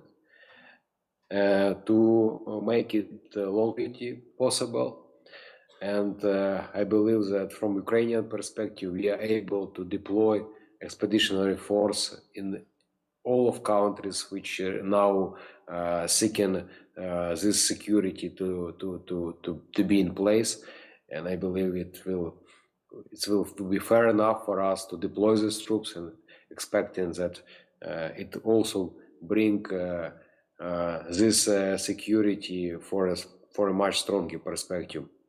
And probably my final point, in 3 years, we would like to join Europe. We would like to be part of big European nations, to sit in one table and discuss very internal European challenges and issues together with my colleagues, Ministries of Finance. Thank you. Thank you very much, and I think we all would like to see you join the EU as well. Just to sum up, I mean, I think we've covered a lot of ground here this morning. I think there are positives in that there is a real focus on the eastern flank, that there are undertakings by the European Commission to help and to provide money and support, that support needs to come from the whole of Europe, and that message still has to get across to some member states, that in supporting the Eastern European border, you are supporting Europe, whether you're in Spain or Ireland or Luxembourg or wherever, and that at the end of the day, it is a balancing act of how you manage your budgets to support the security of Europe as a whole. And I think that it has been, we haven't come up with all the solutions, but perhaps we are on the right path, although, as Minister Domanski says, there's too many unknowns out there who would have predicted the Gulf War.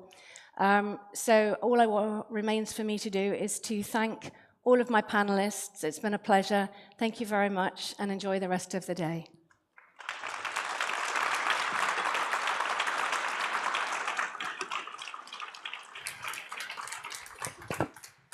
Thank you very much, dear Salian. Thank you very much, Commissioner, ministers. And so many things were said, and luckily we have a coffee break that we can continue chat on what was said. So please come back at 5 minutes to 12 for the second part of the conference. Thank you.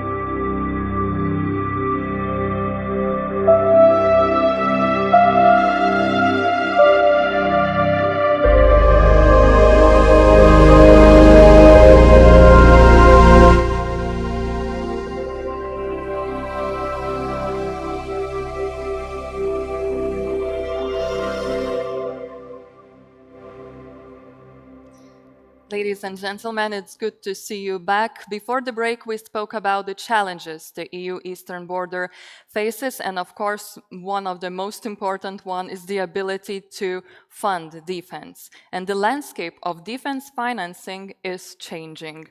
How? Mr. André Kusvek, president of the Nordic Investment Bank, is ready to present it. Please, the floor is yours.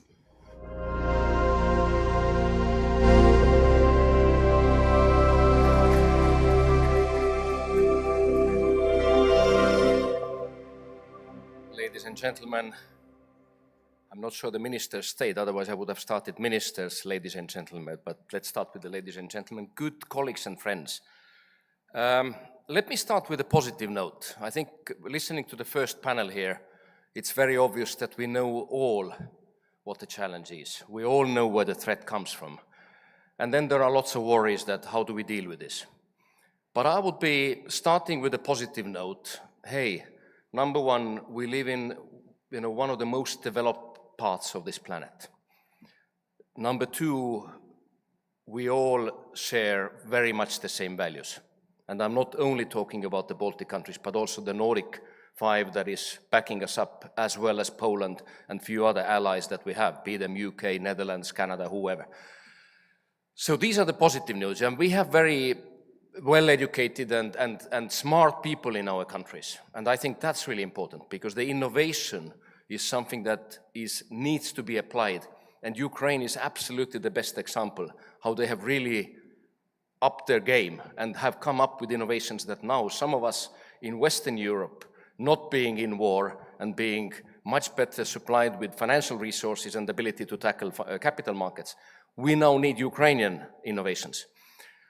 Now let me turn and look at the flip side of where we are before I start talking about the changing landscape of defense financing.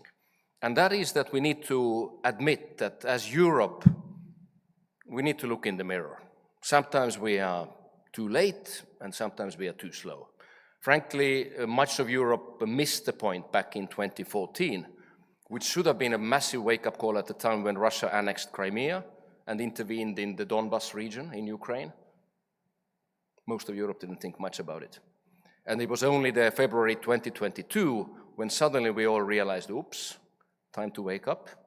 I think we are awake as Europe. We're not out of bed yet. And that's what we need to do now. So Europe has entered into a new defense era. And nowhere else than in the Nordic Baltic Sea region is this more obvious, because we are the front line of the European Union's eastern border. And the security for us is not just an abstract concept, but it's a daily reality. And I very much hope that those that are not on the front line are behind that, and by the way, protected both by Ukraine and then, those of us here on the Eastern Front, that they will also recognize that every war is much cheaper to have and much safer to have if it's further away from your own country. Therefore, you have to contribute. In the past 4 years, we have had no shortage of discussions about defense, strategies and targets. But strategies alone do not defend countries. It's the capabilities that do. I love the fact when Commissioner Kubilius said that we need the money first, then we need the production capacities, and then security is going to go up. I would say that, of course, he also meant that before all of that, we need to have a strategy, and we will have that. We see the defense spending across Europe rising rapidly. We heard Lithuania is now spending over 5%, Poland is spending over 4%. So on the flow basis, everybody is putting in a lot more. But we also need to look at the stock. And obviously, some countries are better prepared than the others. Finland is a prime example that has actually, over the decades, invested into defense. Both the military capabilities, they have more artillery than Germany and France taken together, but also into civil defense. They have always been thinking, how do we defend our people? When the day comes, where do they go? And I'm running a bank that is owned by 8 countries, 5 Nordic countries, 3 Baltic countries, where we actually, like pretty much every other big institution in Finland, we have a bomb shelter in our building. So floor -3 is ready to take in our staff members when the day comes. floors -1, -2, all of these in the granite, in a concrete rock, are also ready to be cleaned up from the cars and then put people in there instead. So the defense budgets have doubled over the past few years. Now, we need to also recognize that what the money can buy has changed. The bigger demand has made things we need now all urgently and everybody at the same time more expensive. So we need to think that, hey, is the 4% defense spending actually buying us more than the 2% defense spending did 5 years ago? Maybe not. But I think that's one of the realities. The good news is we are in this together, we are stronger together, we benefit from the NATO membership also now of Finland and Sweden, and the countries must increase security and they must invest into defense expenditures. This is presenting to us a trilemma. So we are facing the situation where we need the defense needs now. We still have all the other societal needs, better infrastructure, energy supply, food security, everything else we have in life. Nobody's willing to give that up in a democratic society. And then the third part of that dilemma, of course, is that the fiscal constraints are very much there. So within all that, the country should also preserve their credit ratings, their borrowing capabilities, and then also think of a long-term plan. How do we come out at the other end when we have financed all of those needs that we need, and then bring these budget deficits again back to what is normally being considered as acceptable in the Western world? So what it means is that we need to do all of these three things at once. We need to significantly increase defense spending, we need to maintain the essential public services, and we need to preserve the fiscal credibility under very much already tight conditions. All of these are important, so there is no free lunch, and we understand that there will eventually be a tax that we all need to pay to do better. And you see that on some of the social needs of the different countries. Even Minister Vaitiekunas said that already there is a low birth rate, so we have a demographic problem even without the war. So people need a little bit more of a kind of a longer term security and good perspectives to build families and to keep these countries happy and alive over a longer period of time. Minister Puisto from Finland also referred to that the war has brought us other challenges, like the Finnair used to be the closest connection, if you look not on the map, but rather on the globe, how to get from North America to Asia. Russian airspace being closed, of course, that adds 2 hours. These 2 hours also need fuel. These 2 hours need to be paid as labor cost. The jet fuel, by the way, is the price is up since the start of the Iran war 2 times, so 100%. When the oil price is up 50 roughly, of course, pending back and forth, depending on what we hear in the morning, is there a new attack, is there peace agreement in Iran or not? But the jet fuel is up 2 times. So everything presents us with a greater cost. Now, the flip side of it is that investing into the security does bring also benefits over the long term. One of these things to look at is the dual use. So when now there are greater needs for our infrastructure and energy, etc., we build it so that the defense needs are also served. But this is also something that makes them perhaps to last longer and be more stable. We all benefit from that. Then the second aspect I would like to bring in is the innovation. We are small countries. For the small countries to prosper, there is only one way. You have to be smart. You have to be smarter than the big boys. The second thing is you have to be faster than the big boys. And that we have seen, particularly the Nordic industrial companies, but also now increasingly the Baltic countries, be it digitalization, be it the fintech industry in Lithuania, is something that we have demonstrated we can innovate. And very often the battleground, or what we prepare for the battleground, can be a trigger for innovation, also potentially for civil use. So I would say what Ukraine is doing now is bringing Ukrainian ability to innovate across the different sectors, and that's going to last. So in some ways, the defense industry is very much the Formula One of the car racing, so to say, or call it mobility eventually. Now let me come to the financing toolkit. There are different ways to attract funding. And my own recommendation would be that, first of all, if you need to do something super quickly, and we need to recognize that the armies are parts of the states, and the eventual buyers of the military equipment, weapons, ammunition, explosives, it will be the state. So if you need to move super fast, and I think the urgency is clearly there, you need to, it's the public budgets that need to take the first hit. Secondly, it's the international financial institutions owned by the countries that now understand what needs to be done. And I'm really happy to say that the Nordic Investment Bank that I have the pleasure of leading and the honor of leading pulled itself together in March 2024. We actually brought our ministers together to be around the same table, and the board was brave enough, and we have one member here, Jurgita Ozeliene of Lithuania, and then ultimately the ministers were brave enough to say, yes, we want to do something which we have never been doing in 50 years, and that will be something that none of the other financial institutions has done or is capable of doing. So the Nordic Investment Bank moved into first, yes, we can finance dual use, yes, we can finance defense and military, initially without the lethal weapons and ammunition, but we already agreed at the time around the same table in March 24 that we will look also into that weapon financing potentially in March 2025, and we did. And again, the board unanimously agreed that this is now something we need to do. There is no moral aspect to this. It's totally moral to defend yourself if you face an enemy. So this is about the international financial institutions. Of course, also the EU and other resources and NATO and all of that has a role to play. So I'm really looking forward to seeing that this Eastern platform or the East Invest that EU has initiated for the Eastern Front, and also within the different countries on the Eastern Front to finance even more in the Eastern regions, that there is also more money being put behind that. Now, number three, and that will ultimately be the biggest pocket of the money, is private sector. There is loads of money.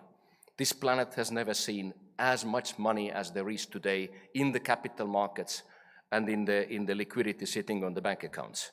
So absolutely, we need to also, for the mid and long term, engage that money. We can do it through the PPPs, public-private partnerships. Lithuanian Rudnikai project, for instance, is a clear example where this can be done. I would personally say it would have been done faster based on the state budget, but the government has decided differently, that's okay. So the PPPs is a source. We need to then also bring in private investors into these production capabilities. And here, every single investment needs to be bankable. You cannot borrow money if you're not bankable. The very foundation of bankability is equity. So there would need to be somebody who says, I'm coming in, I'm taking all the risk, and that's what equity does. But I'm also taking the upside. And there is no better time maybe than today to put money into these productive, either already existing or suppliers to these existing big companies, or creating something new as a startup and then trying to be either one of those suppliers, being purchased by one of the bigger players because you are innovative, and the smaller companies are always slightly better than that, but then also to benefit from that game. Then there are, of course, different investment funds, starting with the seed, venture capital, growth, scaling, private equity, all the way through to actually then ultimately capital markets. And I would like to say that it is really important to also keep that capital market development in mind, because in the long run, you can only defend yourself if you are economically strong. And we need to worry both about the defense of today, and we need to worry about the growth of tomorrow. If we don't grow, we're going to be in trouble. So this is essentially me saying that it is not only about financing, but financing is a very important part of that. It is an enabler, really, for the good things to happen. And the defense investment, as I said, can be more than just a cost. So it does bring you that dual benefit sometimes, and it does give you that innovation and the driver, being a driver of the industrial development over a longer period of time. One thing I've been often asked to is the fact that we now need to focus on defense, and the EU has very clearly also put its own political weight behind it. Does that mean that the whole green transition, sustainability is out of the window? And I would say absolutely not. You know, we at the Nordic Investment Bank, we have dual mandate. We look at the productivity, which is the biggest component of the competitiveness, but we also look at environmental protection, which is sustainability and includes the climate change and all that. We see increasing convergence between the two. So very often the solution is in the innovation, putting money into tech, putting money in the research and development. And on the defense sector, for instance, the R&D intensity is significantly stronger. Here in the Baltics, we sometimes call something that is called the 2% club, i.e., which are these leading companies that put at least 2% of their turnover into research and development. So that's the kind of a standard for normal or most sectors. Now, when we go to defense, this is double digit. We financed recently Saab in Finland, which is producing world-class fighter jets. Their research and development R&D intensity is 17%. And that's also what we are financing. So you get the convergence, the sustainability is not out of the window, and also now that I have taken up with my own board to upgrade the strategy and certainly bring the resilience, security and defense much more up, but I think preserving the good values of the sustainability are equally important. Maybe a few other project examples that we have recently financed. In Lithuania, we did a 400 million euro loan straight to the government to prepare for what the needs are, including the Rudninkai preparations. We were an investor in the early bond issuance of the Lithuanian state investment company, VIK. We invested 6 million over there. In Finland, we invested into Savox Communications, which is providing communication equipment to the Patria military armored vehicles. And then in Saab was mentioned, and then in Estonia, we did a loan to Metrocert, which is a state-owned company that is developing a drone technology unit in Estonia. Again, at this moment, more for military and defense purposes, but something that eventually could be for dual use. So let me conclude. The urgency is clear, the constraints are real, but I think we are strong enough to be able to deliver. We are navigating this trilemma between security, fiscal sustainability, and societal sustainability. The trade-offs are unavoidable, and we need to prioritize much better. So it's very obvious security must be strengthened, even if it comes at the cost. But we do what we need to do. And then there are institutions like the Nordic Investment Bank, like the European Investment Bank and others that are pulling their weight behind that. The real risk is not that we invest too much. The real risk is that we invest and move too slowly, or we are not sufficiently unified in our strategies. But I can tell you one thing, the Nordic Investment Bank is the bank of the 5 Nordics and the 3 Baltics. We are there with you. We are backing up your needs with our commitment and eventually financing. And we are your bank and also doing, if it needs to take it, something that is outside the region, important for the region. Thank you very much. I'll stop here and happy to hand over to the chair. Thank you very much, and please take a seat on the stage as we will start our second panel and dive even deeper into the topic of strengthening European defense and security in the evolving defense financing environment. And to join the president of the Nordic Investment Bank, I invite on the floor Mr. Robert de Groot, Vice President of the European Investment Bank, Mr. Tomasz Husak, Director of Defense Policy, Directorate General for Defense Industry and Space, Dr. Ari Jonsson, President of the NATO Innovation Fund, Mr. Guntram Wolf, Senior Fellow at Bruegel, Mr. Roland Chai, President European Markets at NASDAQ, and the moderator, Tomasz Marciniak from McKinsey. Thank you.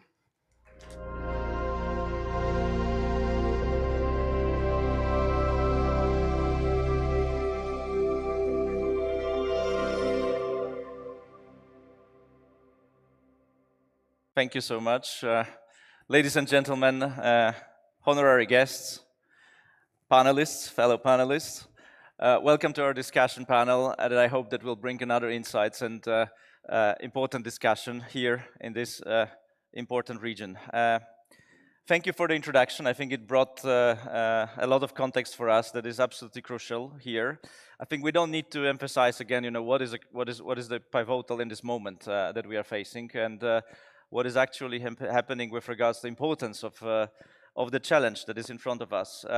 What was historically more of a national responsibility is now increasingly a shared European priority. Shared European priority that is requiring not only the political will, but also substantial and sustained financial capacity. And I'm glad, Mr. President, that you brought it, because by our judgment, European Union has doubled the spend on defense over the last 5 years, but we need to almost double it again over the next years to get to nearly 1 trillion euros by 2030. That means that the stretch that we have observed is barely halfway to recap the gap that we historically experienced. You also outlined that this is not only about the scale, but it is also about the substance. We need to invest in innovation, industrialization, to shift also the technology, which so much is visible in our neighboring Ukrainian war. The war that, of course, affects all of us, but also affects our thinking on what are the needs, the scale, but also the immediate requirements. And then finally, all of this can only be achieved if there is a sufficient financial architecture that can sustain and deliver under the stretch that you also outlined with regards to other constraints, other needs of our societies.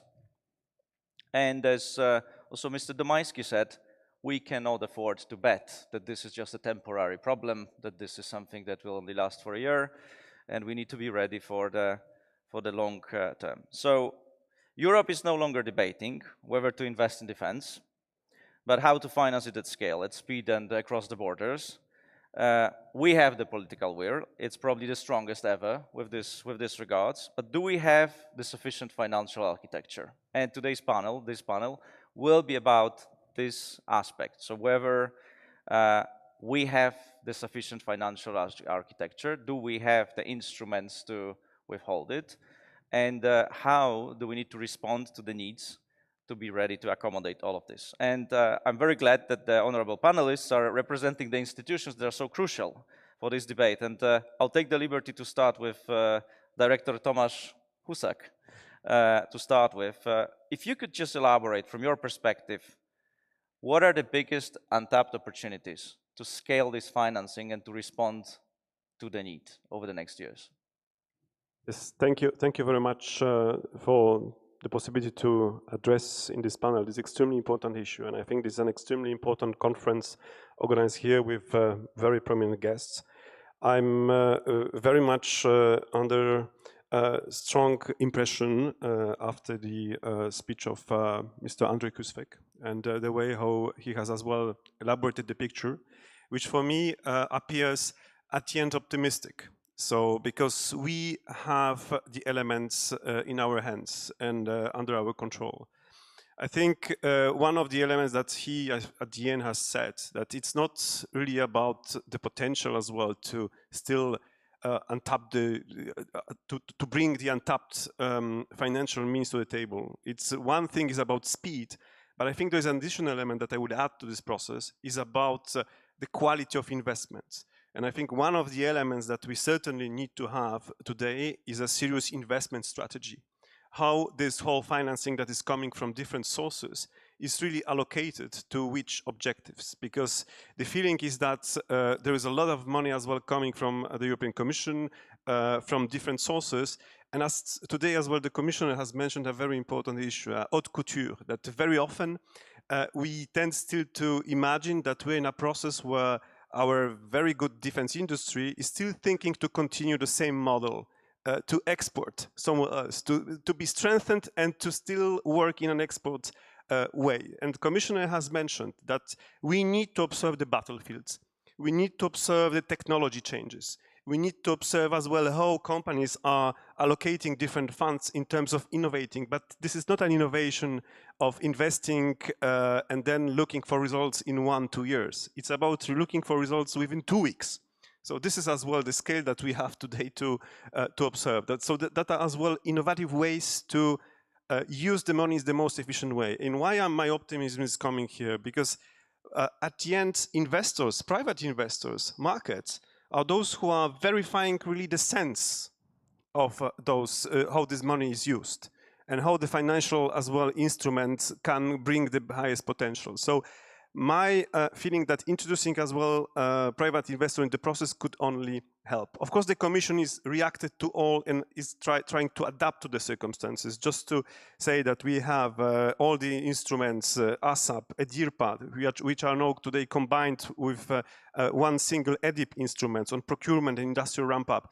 And just recently as well, the Agile instrument, which is a pilot project for 115 million euros, to exactly help companies to innovate in a very fast, agile way, from the idea to the procurement to the maximum to achieve a 4 months period of time. This is exactly the way how we should act. But of course, spending on defense opens an enormous, it's not sufficient, and it offers an enormous as well possibility for private investors to show their firepower. Venture capital was mentioned, private equity, banks, private debt. All this is needed, and we observe already today that there is a growing interest of private investors for defense and venture capital investments, because in 2025, European tech startups who are focusing on defense have reached 9 billion euros of investments. Never in history we had such a figure. And if we look as well on different challenges that are ahead of us, it's not only about military equipment, it's about technological components, it's about necessary raw materials, so it is about as well supplying our value chains. So looking ahead, the Commission has proposed the budget of 131 billion euros for defense and space. We think that this will only work if private investments are coming on top of it and are able to channel those investments to the right direction. Thank you, and thank you for mentioning also the 9 billion. I will get back to you, President Johnson. I know that you published this report, and thank you for this. But despite the optimism, which I do appreciate, I would love to, as Professor Wolf, to have a comment, because I just recall your report, and in your recent work, you mentioned the challenges, the fragmentation, domination of the national purchases, heavy procurement barriers, and a lot of issues that actually seem like not the easy one to get handled, despite all this great will and intentions and political commitments. Are we focusing too much on spend versus on how should we focus on the market architecture and the structure? Yeah, I mean, thank you for the invitation. It's a pleasure to be here, and I think the answer is yes. We are spending too much time on the spending bit and too little time on what do we spend on and how do we spend effectively and cost effectively, but also in a military sense effectively. And let me elaborate on this. I mean, when you increase defense spending massively, but you have a constrained defense industrial base with very little competition, which is actually the case in Europe, where a lot of the procurement goes typically to your national champion in your country where you're located.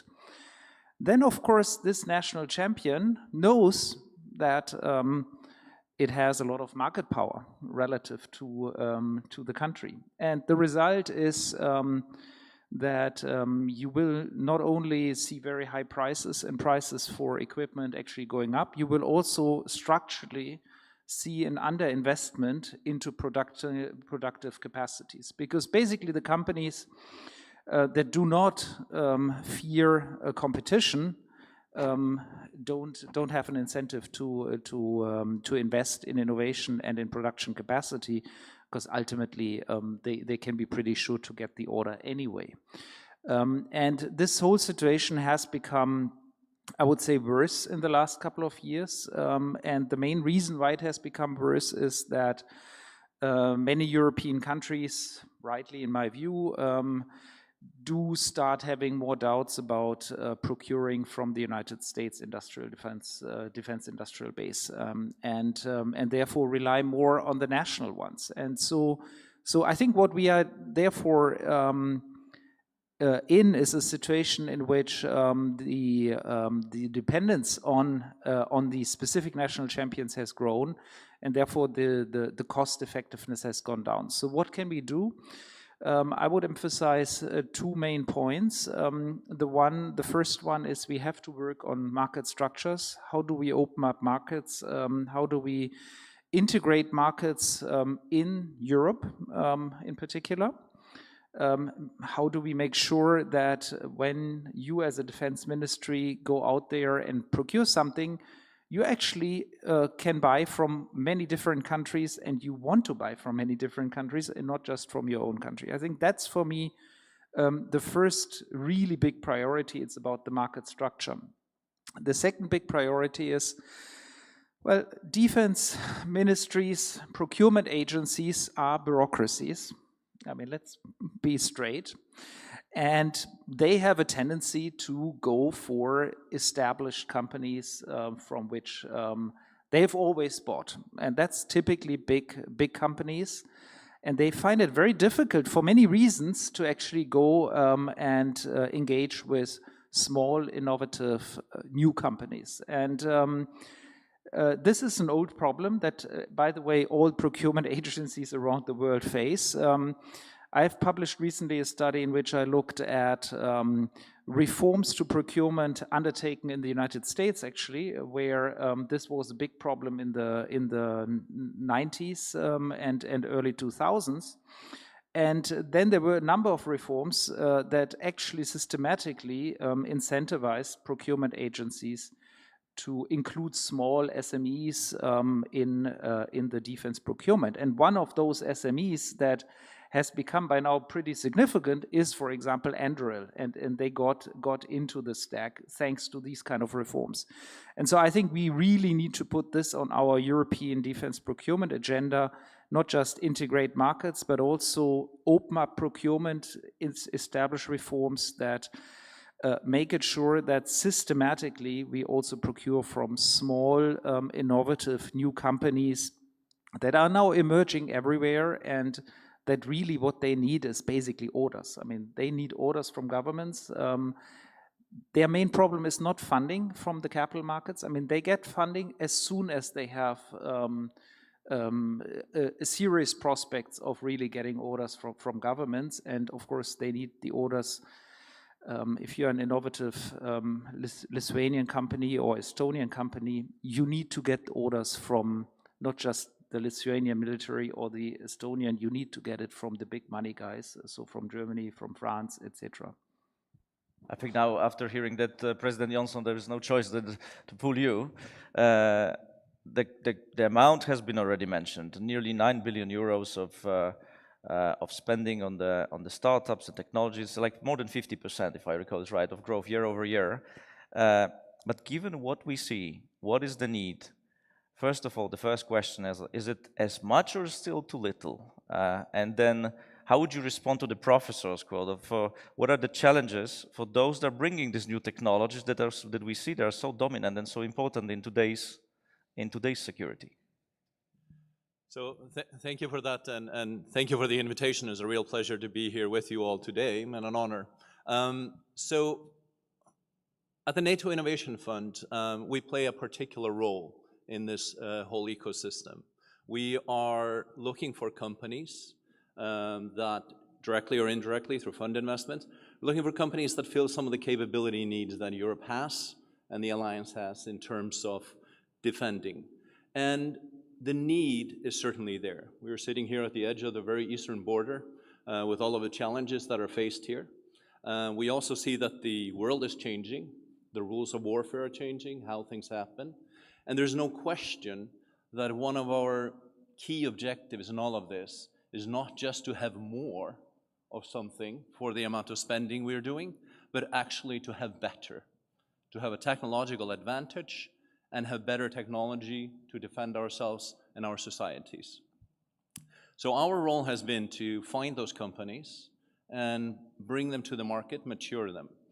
And in that sector, we have seen, as has been mentioned here, more than 50% growth. We're up to about 9 billion. Is that enough? No. There needs to be more investment in developing new technologies. But we can see already what the impact is of this new inflow of investment. We are already seeing companies that are bringing new capabilities to bear. We're bringing them to the market, we're bringing them to the MODs, and they really are changing our capabilities in the short term and in the long run. So we need to find more of these companies, we need to build up the ecosystems from which we source these companies, and we need to then do what is maybe the next step to talk about, which is to get to scaling. So if we look at the entire ecosystem, we look at the whole capital stack, one of the objectives that we have in the NATO Innovation Fund is to develop ecosystems, mature ecosystems, through fund-to-fund investments, through interactions with the different regions, find the talent there, etc. We then bring that to the level of VC investment to maturity, and then we actively engage with MODs, with military units, with defense experts to bring those capabilities to bear. And we're already seeing successes. And now we get to the scaling issue. So how do we then now build the capabilities to actually scale this? And there are multiple elements of that. One of it is just the industrial capacity. And there we do have to break outside of the country borders that we tend to look at. We have to do this together. But we also need to continue developing the entire capital stack so that we have financing both in terms of larger scale investment and in terms of credit, so that these companies can actually scale the production and their capacity to what is needed by the defensive forces here in Europe. And that is one of the challenges we are facing, but actively working with our partners and collaborators throughout Europe on that. There's one last element that I want to just mention in terms of opportunities that we have in terms of developing financing to support the development and growth of companies that are in the defense, security, and resilience market, and that is the dual use element. One of the things that comes with dual use is that you have commercial applications as well. And this is something that we have seen through decades in various places, both here in Europe and on the other side of the Atlantic, where commercial revenues become part of the growth of the companies and helps reduce the external financing needs by allowing the company to seek revenue from different markets, both the sometimes slow-moving defense market and the more fast-moving commercial market. And the revenues in the commercial side is needed also then to move upwards to the bigger markets, I guess. And I'm looking at President Chai. For your facilities, you provided quite a lot of funding. My quick research was showing like more than 30 billion euros of security and defense, at least. But I'm sure that there is more. How do you see the momentum with regards to the capital markets for the larger investments, for the larger scale than the startups only? Yeah, I don't think there's a problem with the larger investments. I think the problem is at the lower investment side. And it's really the SMEs and the SMEs are critical to the industrial ecosystem. We see that in industrial sectors in the Nordics, and I think our experience from First North, which is Sweden's largest market for SMEs, is about 350 to 400 companies with 20 million euros or below startup capital. I think that ecosystem is very important. And when you look at how the defense ecosystem needs to grow up, aside from the prime contractors like Saab, Rheinmetall, and those, we're going to need supply chain, as was mentioned before. We're going to need ecosystems, small companies, startups, like the ones that Dr. Johnson is talking about from NATO. But how do you scale those? How do they get investment? in an environment where demand is not always predictable, and maybe secret. So you may not be able to say as a startup what kind of orders you're going to get in the military context or the security context. So I think a lot of work that NASDAQ's done is being able to bring to bear that kind of ecosystem, educate the demand side, sorry, not the demand side, but the financing side about how to invest in startups which may have a less than clear path on that side of things. So the money is there, and I think on what's incredible on the buy side in the last 2 years is a lot of work's been done. I think the Danish pension funds, Swedish pension funds, they've all moved and changed their mandates from, and I think an important thing is separating ESG from defense. And I think that's really important because the feedback, we have a green bond designation, and now we have a defense bond designation, and that can apply to equity as well. But they really want to see a difference between ESG and security and defense. And I think exploring that and educating the buy side on how to invest responsibly in defense is extremely important. And I think that's where we can help them both inject capital for SMEs, but also inject at the larger end of it.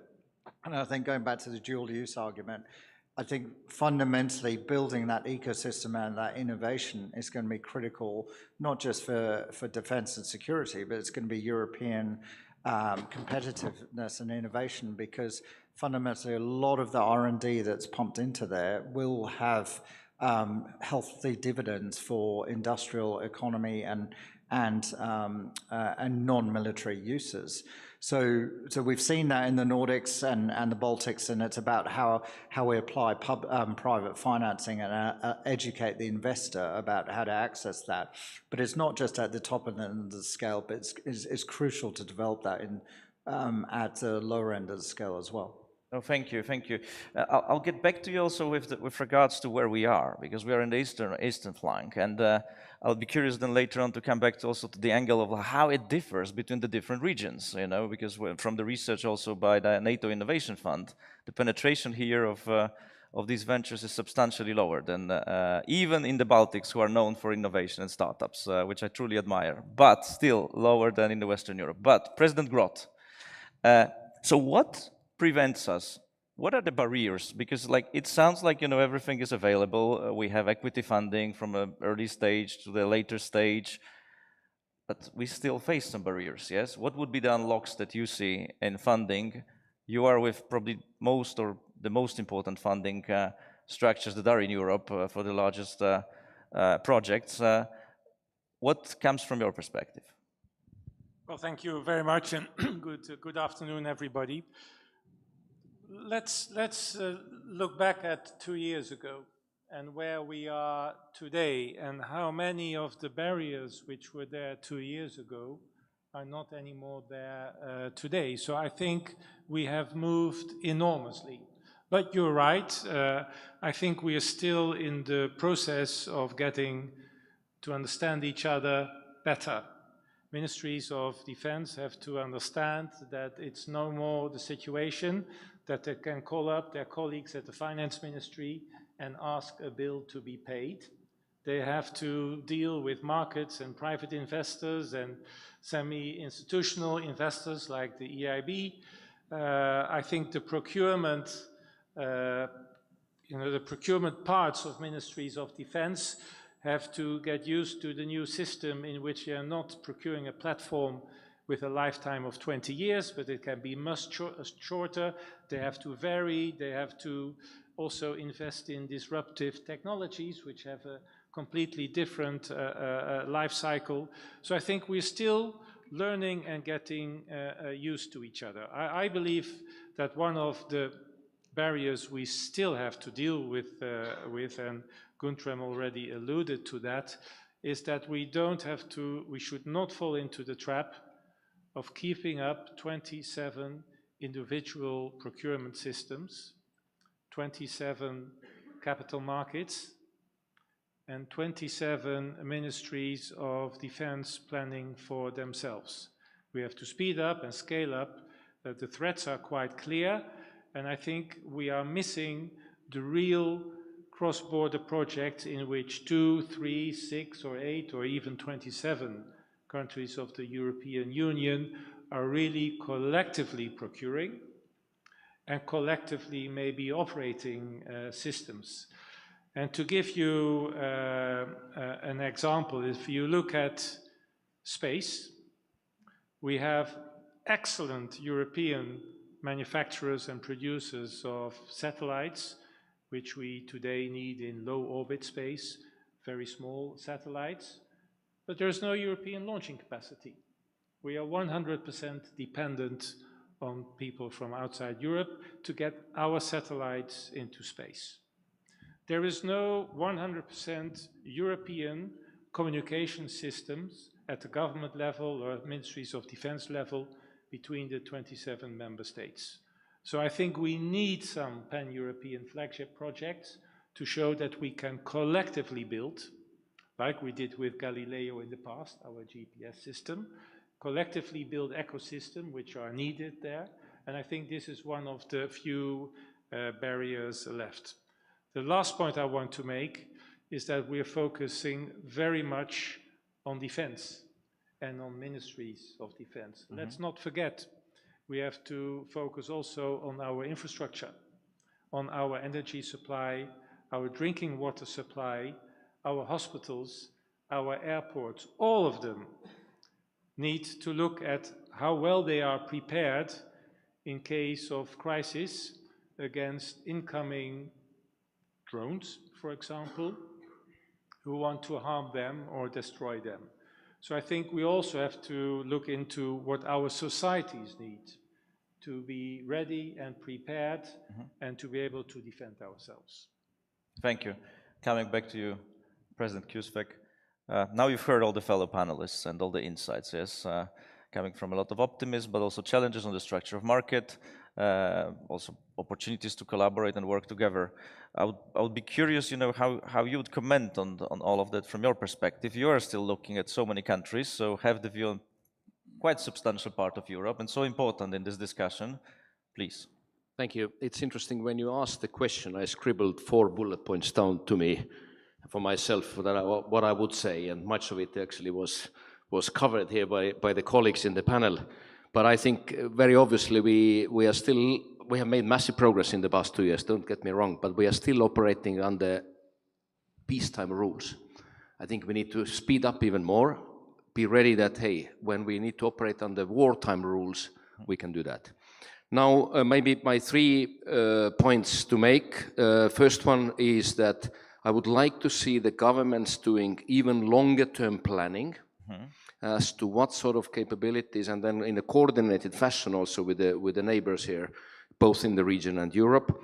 So that's one. 2, for the procurement, fully understand that, there is always a little bit of a national company having perhaps a slightly upper hand, but I would recommend everybody, hey, we wanted market economy, we have market economy. We wanted single market in Europe, we have single market in Europe. Let's not, try to play games with the procurement. Let these companies from our countries to compete with each other. Fine example from the telecom sector. Of the mobile telephone network providers globally, of the 3 world-leading companies, 2 are within Europe, Nokia and Ericsson, right? And they are so good because they competed with each other. They didn't end up there from small countries by accident. Yes, there was innovation, but they also competed, and now they're global. So I would forget about this kind of national interest and let the procurement run as the procurement should be done. Then 3rd one relates to what Mr. Chai said on the capital markets. I think we need to also take care of that.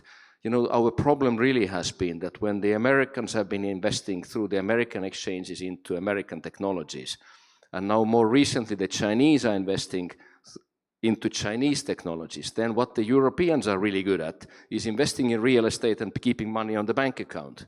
And then our pensions are invested in the American technologies through the American exchanges. So we're not really very clever in how we split our resources. So I would certainly put that up as well. Finally, on Robert's point on the space launch capabilities, We have a client in Kiruna, Sweden, which we actually financed the launch pad for the Swedish Space Corporation. Sounds Swedish, it's a lot more global than that. So they are actually open also to take on other European and any other country really to use their launch pads, and they are doing okay. Thank you. Thank you. So now switching the gears to be pragmatic, as I would love to ask you to elaborate a bit more on like what are the particular instruments? Are there any partnerships, instruments that should be leveraged to actually to accommodate this growth? Because we need 100, 200, 300 billion of euros of additional spend every single year, yes? And it needs to go to help with the dual use, with innovation, with resilience technologies, with infrastructure, like President Groth just mentioned, and I fully agree on this. What would be the instruments that you see that will be crucial to deliver on this task? And I'll get back to you, Mr. Tomasz Husak. What should we use to do that? Thank you very much. If I may, in a few words, just as well comment on space, since I spent some time in my life in this area as well. The situation is much more nuanced, but it's very worth to make a point, because very often we compare defense possibilities to what we achieve in Europe in space. And we achieved quite much because we built European programs which are owned by the EU. And I think this is something to be mentioned. Galileo was mentioned, one of the most precise navigation systems in the world, more precise than GPS. Copernicus, which is used for different United Nations measurements regarding climate change. What we are aiming at today is to have a governmental service that would give this observation right to the dual-use military standards. Connectivity was mentioned. The EU has started IRIS² program, but it will be only operational within 5 years. But that's right that for the time being we lacked completely such a system, apart from the pooling and sharing GovSatcom from different member states. But regarding the launching capacity is more nuanced, because we have basically some capacities like the rocket Ariane 6 and Vega C. The problem is the scale. We cannot do much more than 6-7 per year. And we have to subsidize them substantially. So making us completely absent from those markets that appears on reusable launchers, which are Europe today is completely not present, but where finally we manage as well to have some innovation which is today in the process. And this is what's missing today completely in our picture. And coming back now to your question, what would be the instruments? I think in order to stimulate private investments, basically we need to do 3 things. The first one is about directly investing in different companies to provide equity, and we started that in December 2025 with the European Innovation Council accelerator, but as well scale-up scheme, which will allow to invest direct equity in companies up to 30 million euros. The second point is something which we lack completely in, let's say, our mindsets, is de-risking. And I think here we came with a solution of a defense equity fund, so a pilot project of 175 million euros together with the European Investment Fund. And we hope that with the success, because at this stage, the allocation was foreseen in the calls up to, until July this year. We are already at 90% of allocations. We formed 10 venture capitals today in order to move forward. And we hope that this pilot project will move us towards a new defense equity fund that will be involving the European Investment Bank up to 1 billion. So this is a hope. We hope that member states as well will be very much involved in this process and that we will reach this capacity this year.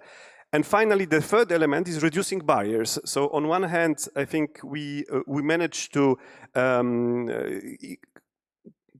comment and to bring the interpretation of the guidance for sustainable finance framework in defense, and to explain, already it was mentioned here that the ESG issues have been explained there, and the fact as well that we are not imposing limitations in the defense sector. But the true thing was mentioned as well by Guntram, who gave me a homework, and I feel very much reinforced from this panel today, that indeed, I mean, the procurement we have today, 27 separate markets, the market that is completely doesn't work. I wanted as well to quote another figure.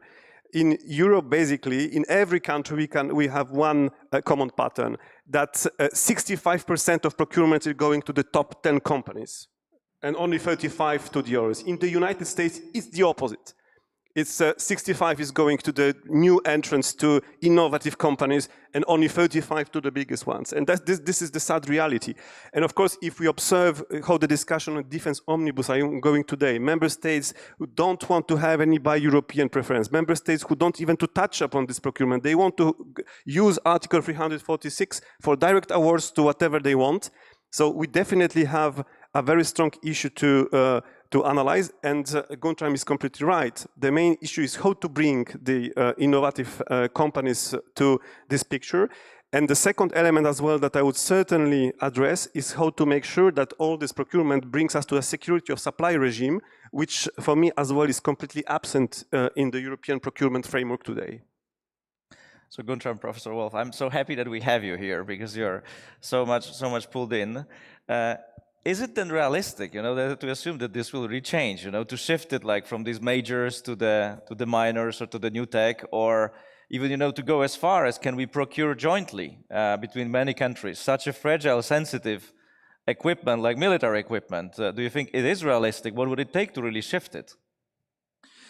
Yeah, I mean, thanks for citing my work and also this number on the dependence on a few big national suppliers. I think it's a real issue.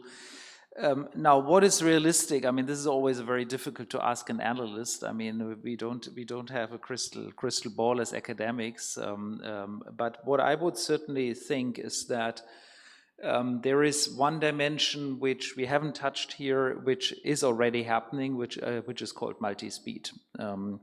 So frankly speaking, I don't see us doing all the things we were just discussing here at the level of 27 countries, and perhaps even including the UK and Canada immediately all together. I mean, I would love it to be like this. But I don't think that's where the political realities are in many countries.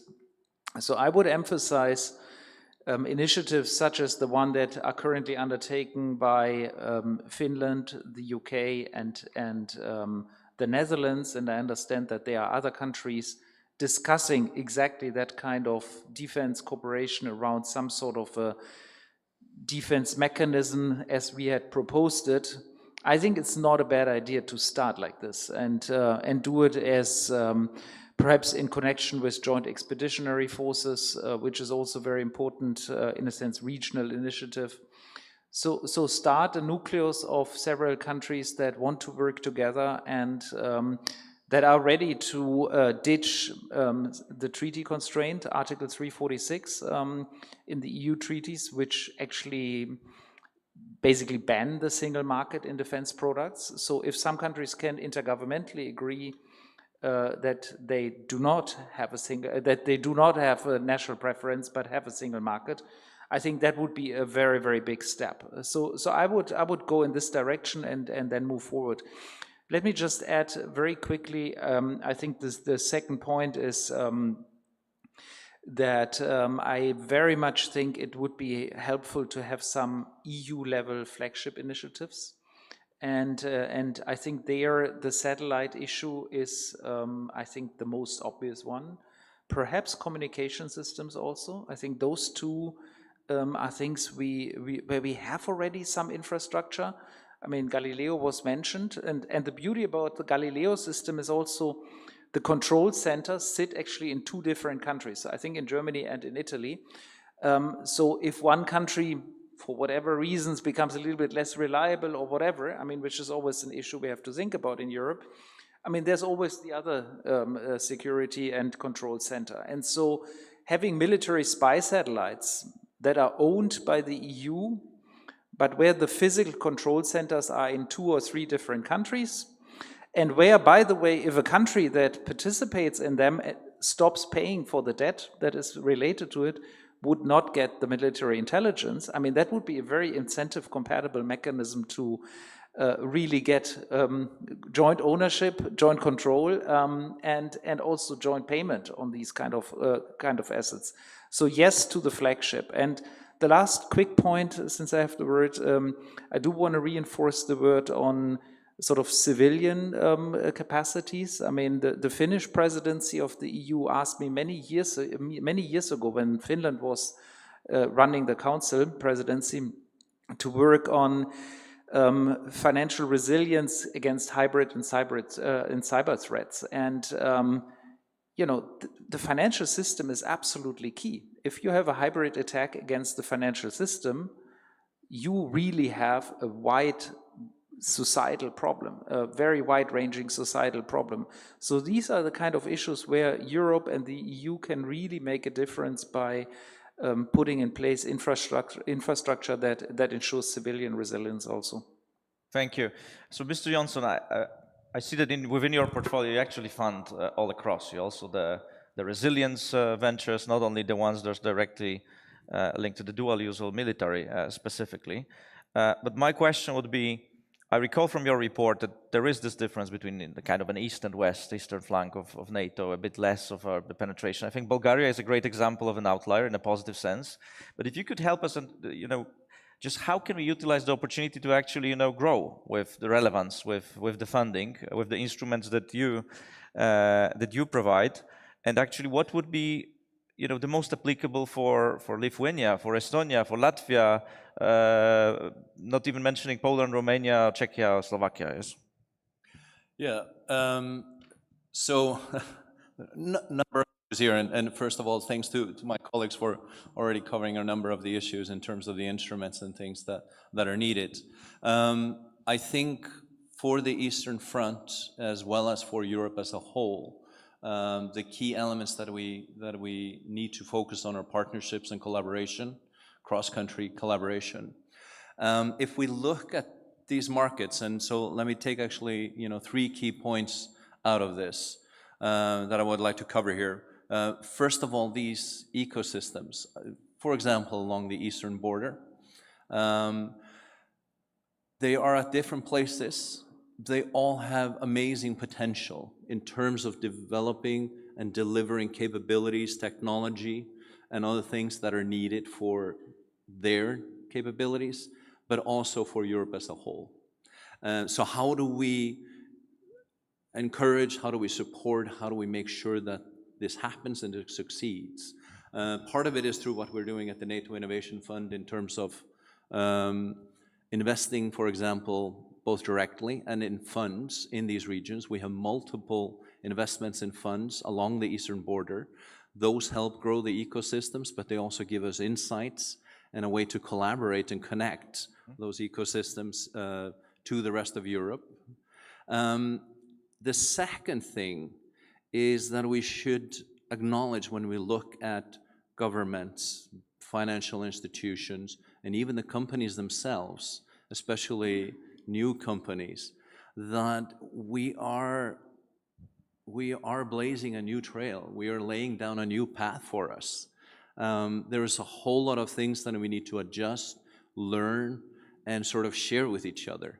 So education, collaboration on information sharing, companies, financial institutions, and governments is absolutely crucial because we are in a new territory.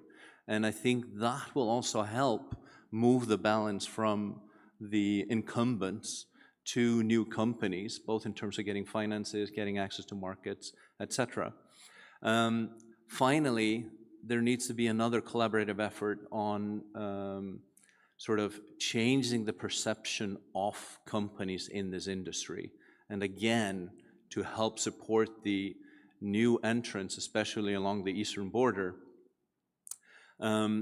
we need to figure out in collaboration between the companies, the financial instruments, and the governments, how do we build the trust so that financing can be gained, both investment and debt financing. And just some of the examples we are seeing are companies that get to the point where they have capabilities that the governments want, but the governments take quite a bit of time. There are very stringent demands on certification, logistics, and other things around that. But the companies really are in a position that if they succeed at that, they will get the contract, they will get the revenue.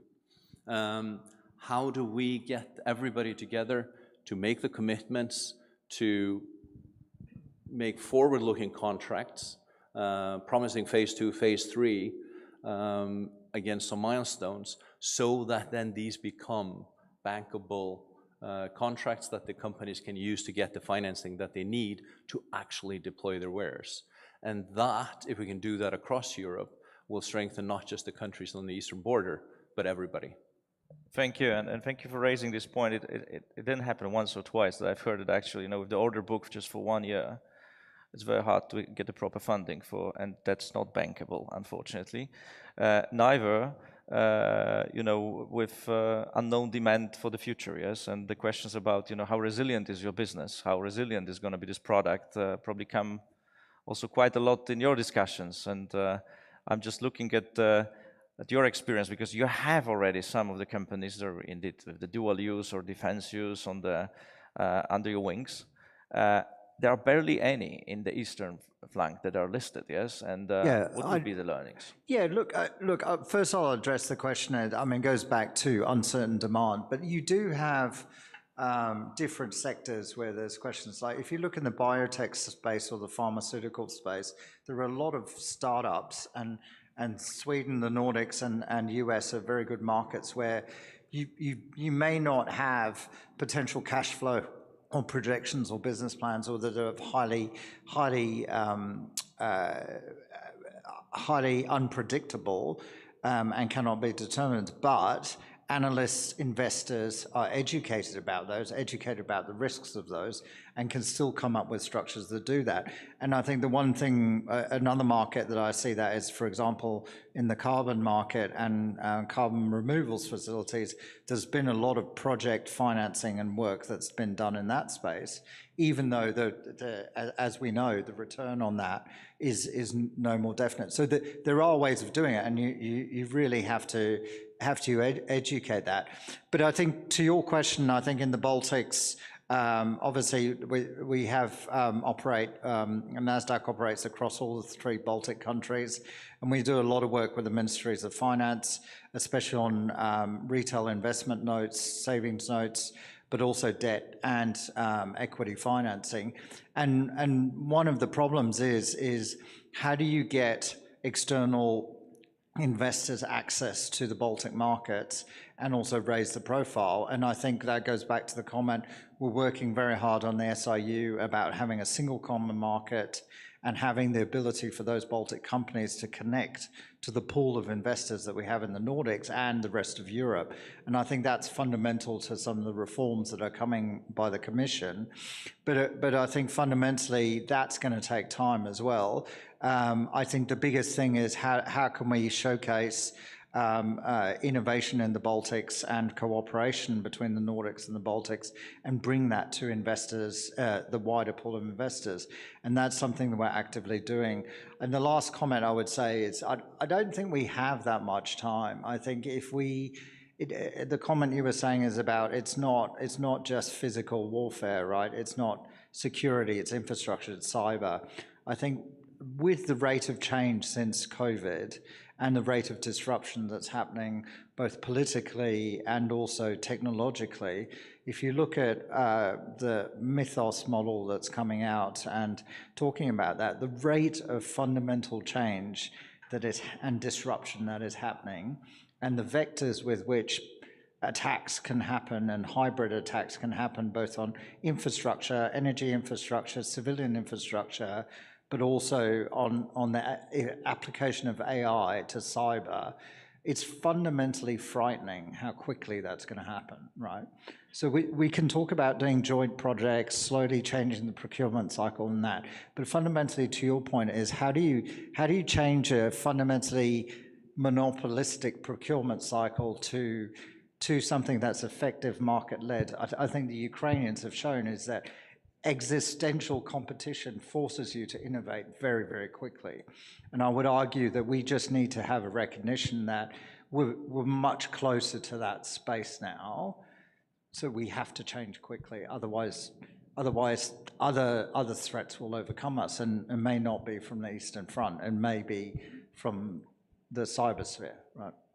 Thank you. So this rapid change, and President Groth, you mentioned how quickly all of this changed. I'm respectful of this. What was inspiring, though, when you were presenting your thesis was like how quickly you changed a lot in your appetite also for risk. let's call it aloud, yes? Your risk appetite with regards to your exposure to central industries, production, and then how far can you get, changed quite a bit, yes? And I'm curious, with regards to European Investment Bank, do you have similar discussions? Do you have similar challenges on how far can you get with your risk appetite? What could be funded from the EIB? And what are the instruments that you can apply to whom, yes? Similarly to the colleague. Well, absolutely. Our shareholders, the 27 finance ministers, have clearly indicated to us that they would like us to take more risk, which we are doing, especially in the area of venture capital funds, of venture debt, and other sectors.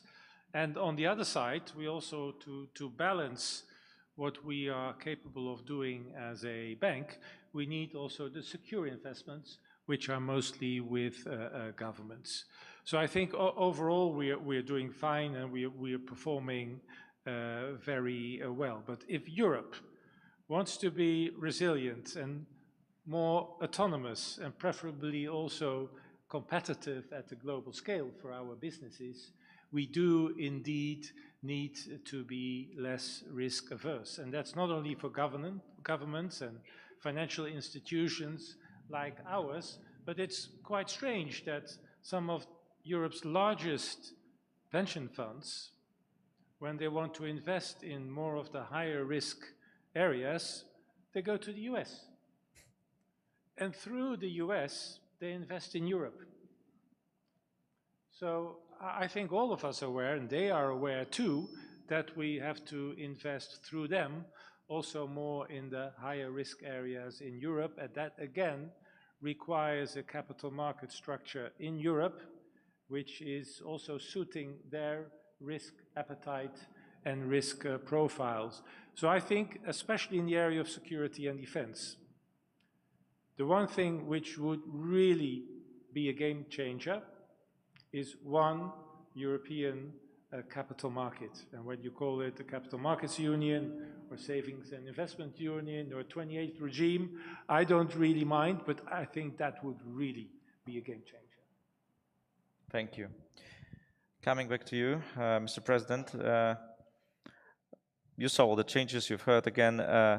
What would be the instruments that you see that are probably the most plausible to serve this? And what do you plan or intend to offer now going forward with regards to your risk profile, appetite for funding, and the opportunities that you see in the region? Yeah, I would say that we don't need to necessarily invent new instruments. I think we should apply what we have developed over the years.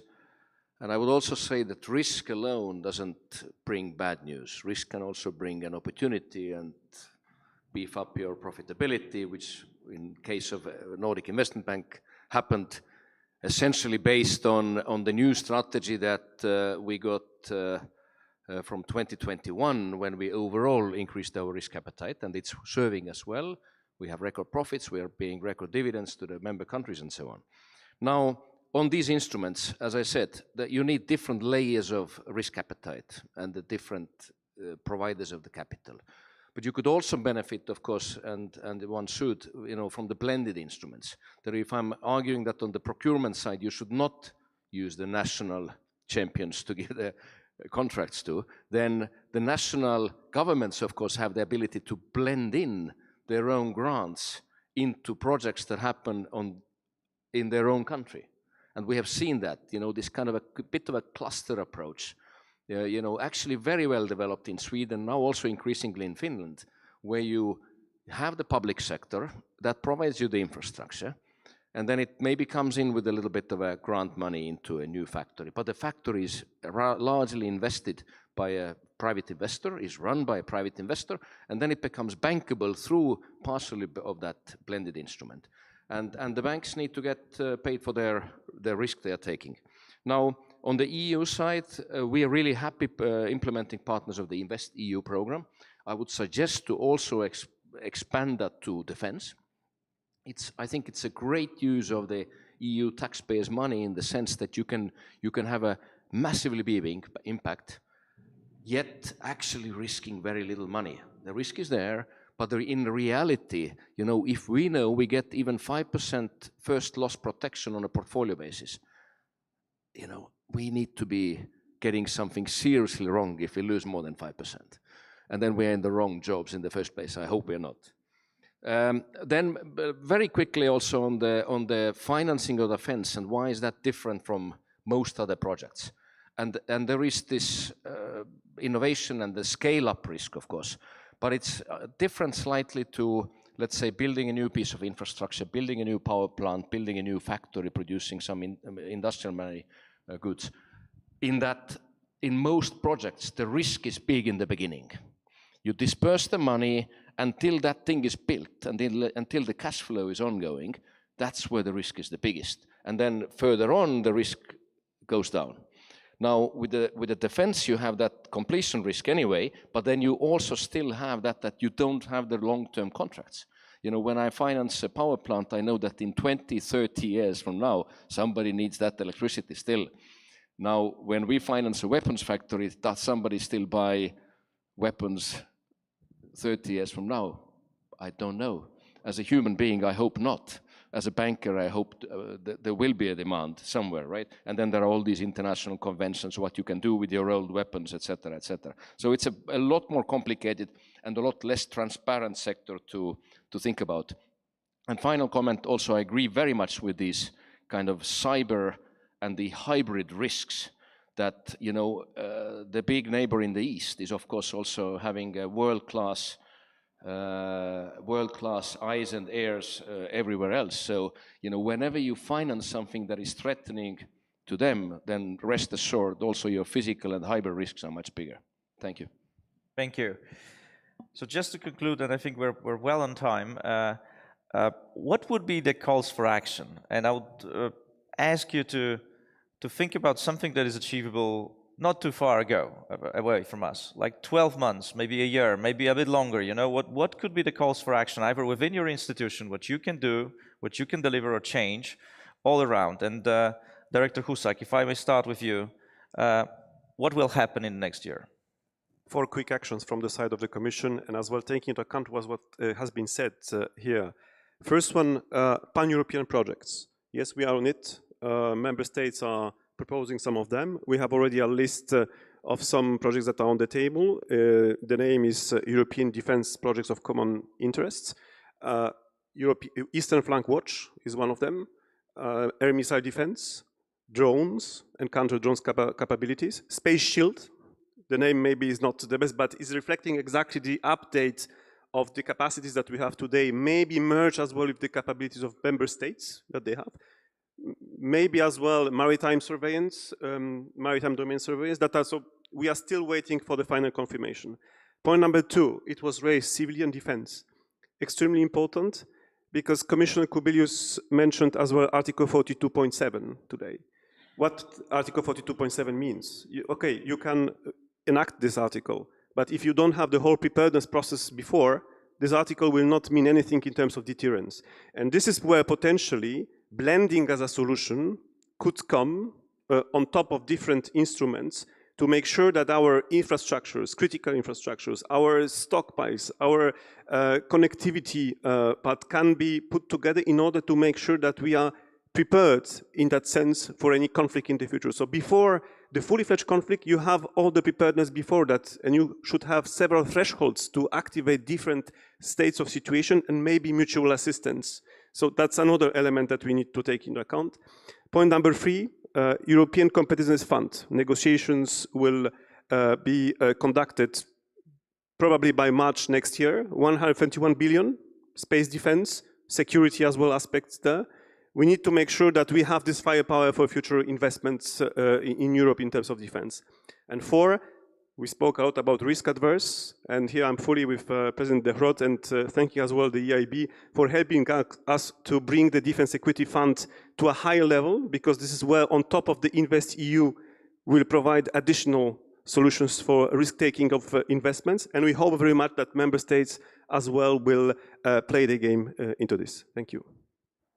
Over to you, please. Yeah, I would add to what I said before, perhaps only one point, which is a deep integration of Ukraine into our European architecture, defense architecture. So first of all, fund Ukraine, of course, which now we are doing, but continue also funding military production cooperation between Ukrainian firms and European firms. And perhaps also work on concrete projects, such as this drone wall that was mentioned by the minister this morning, which I think is, I mean, military people should decide how exactly to build such a drone wall, but working with the Ukrainians on really building such a thing effectively from the north of Finland to basically Greece or Ukraine, I think that's something that's very worthwhile to fund. Mr. Nelson? Yes, thank you. Two key things that we're focused on for the next 12 months or so. First of all, to continue at pace our fund investments in regions to help build up the ecosystems, to get insights into the capabilities that are there and what we can bring to bear. Secondly, leverage our unique position as the NATO Innovation Fund and the connections we have. First of all, to use the demand signals we get, the insights into capability needs for now and for the future, to go out and source the companies from all the different areas, all the different countries, help develop these companies, and then again, use our new unique ability to bring them to bear in terms of integrating them with the military, working with the MODs on testing, getting them into NATO exercises and procurements, and just talking about the eastern border and the needs for specific projects. We have examples where we are identifying specific drone threats that are specified in this region. We work and find a company, invest in that, and then we will be bringing that in the future to the militaries and to the defensive capabilities of this region. President Chai? Yeah, I think two things. One is definitely educating the investor and creating the frameworks for investment to go into the market and be able to bring private money into different stages of both the SMEs and the wider economy. And you mentioned 12 months. Well, maybe having a common market in 12 months is a bit ambitious. I was in Brussels this week, and it may take 5 years, but definitely more ability for capital to flow through freely to the best innovators and companies and entrepreneurs that are here in the Baltics and the Nordics, and be able to showcase that innovation and get the right pools of risk capital connected with them. Right. Indeed, that would be a dream. President Grott. Well, let's keep it simple. We're open for business in 5 sectors and also in 2026. One is innovation through our venture capital landscape. 2 is getting credit to SMEs in the security and defense sector. We do that through intermediated finance to commercial banks. 3, invest in large-scale research and development to be more autonomous and as Europe in certain areas. 4, we have to invest in manufacturing in Europe to become less dependent on manufacturing from elsewhere across the globe. And 5, investment in our infrastructure to be ready and prepared in case of need. Thank you. Thank you. President Kuzvek? I'd say that if you want to be in a better place in the future, be that 12 months or longer, you need to start working on it today. So I continue to convince my clients that there is value the bank can add. I will continue then to convince my member countries and the board, including the strategy update I mentioned that hopefully concludes in June, that there is a lot more that the bank can deliver, and risk is not only a bad thing. And then finally, number 3, work with a lot of those partners represented here, but also commercial banks and other private money to be able to both provide that knowledge and then money on the table and then mitigate and manage the risks accordingly. Thank you. Thank you. So we've heard a lot of reinforcing messages, which I'm grateful for, and also insights. The calls for action, I think they were all, as I see, well noted, also with the deadlines that we've heard. So thank you also for this. I've heard a lot about the need to actually act together, and I think this echoed through so many of your voices that. We need the courage to take bolder decisions, to act faster, but also act together. Act together and try to find bridges and common platforms, not only with regards to funding instruments, but also the solutions, and including the military, even to the extent of the military purchases. So thank you very much for that insightful and so crucial and important discussion. We also thank you for all your hard work that you are actually doing, both for Europe, but also for the eastern part of Europe, so our region. So thank you for this, and we hope to see how this all happens soon. Thank you.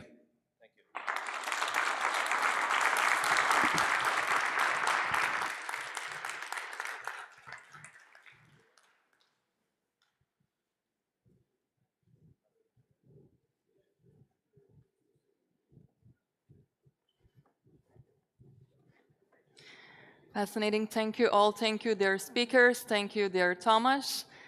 And now it's time to conclude. The time is up. And for closing remarks, I invite to take the floor Mr. Janusz Kizinevich, Vice Minister of Finance of Lithuania.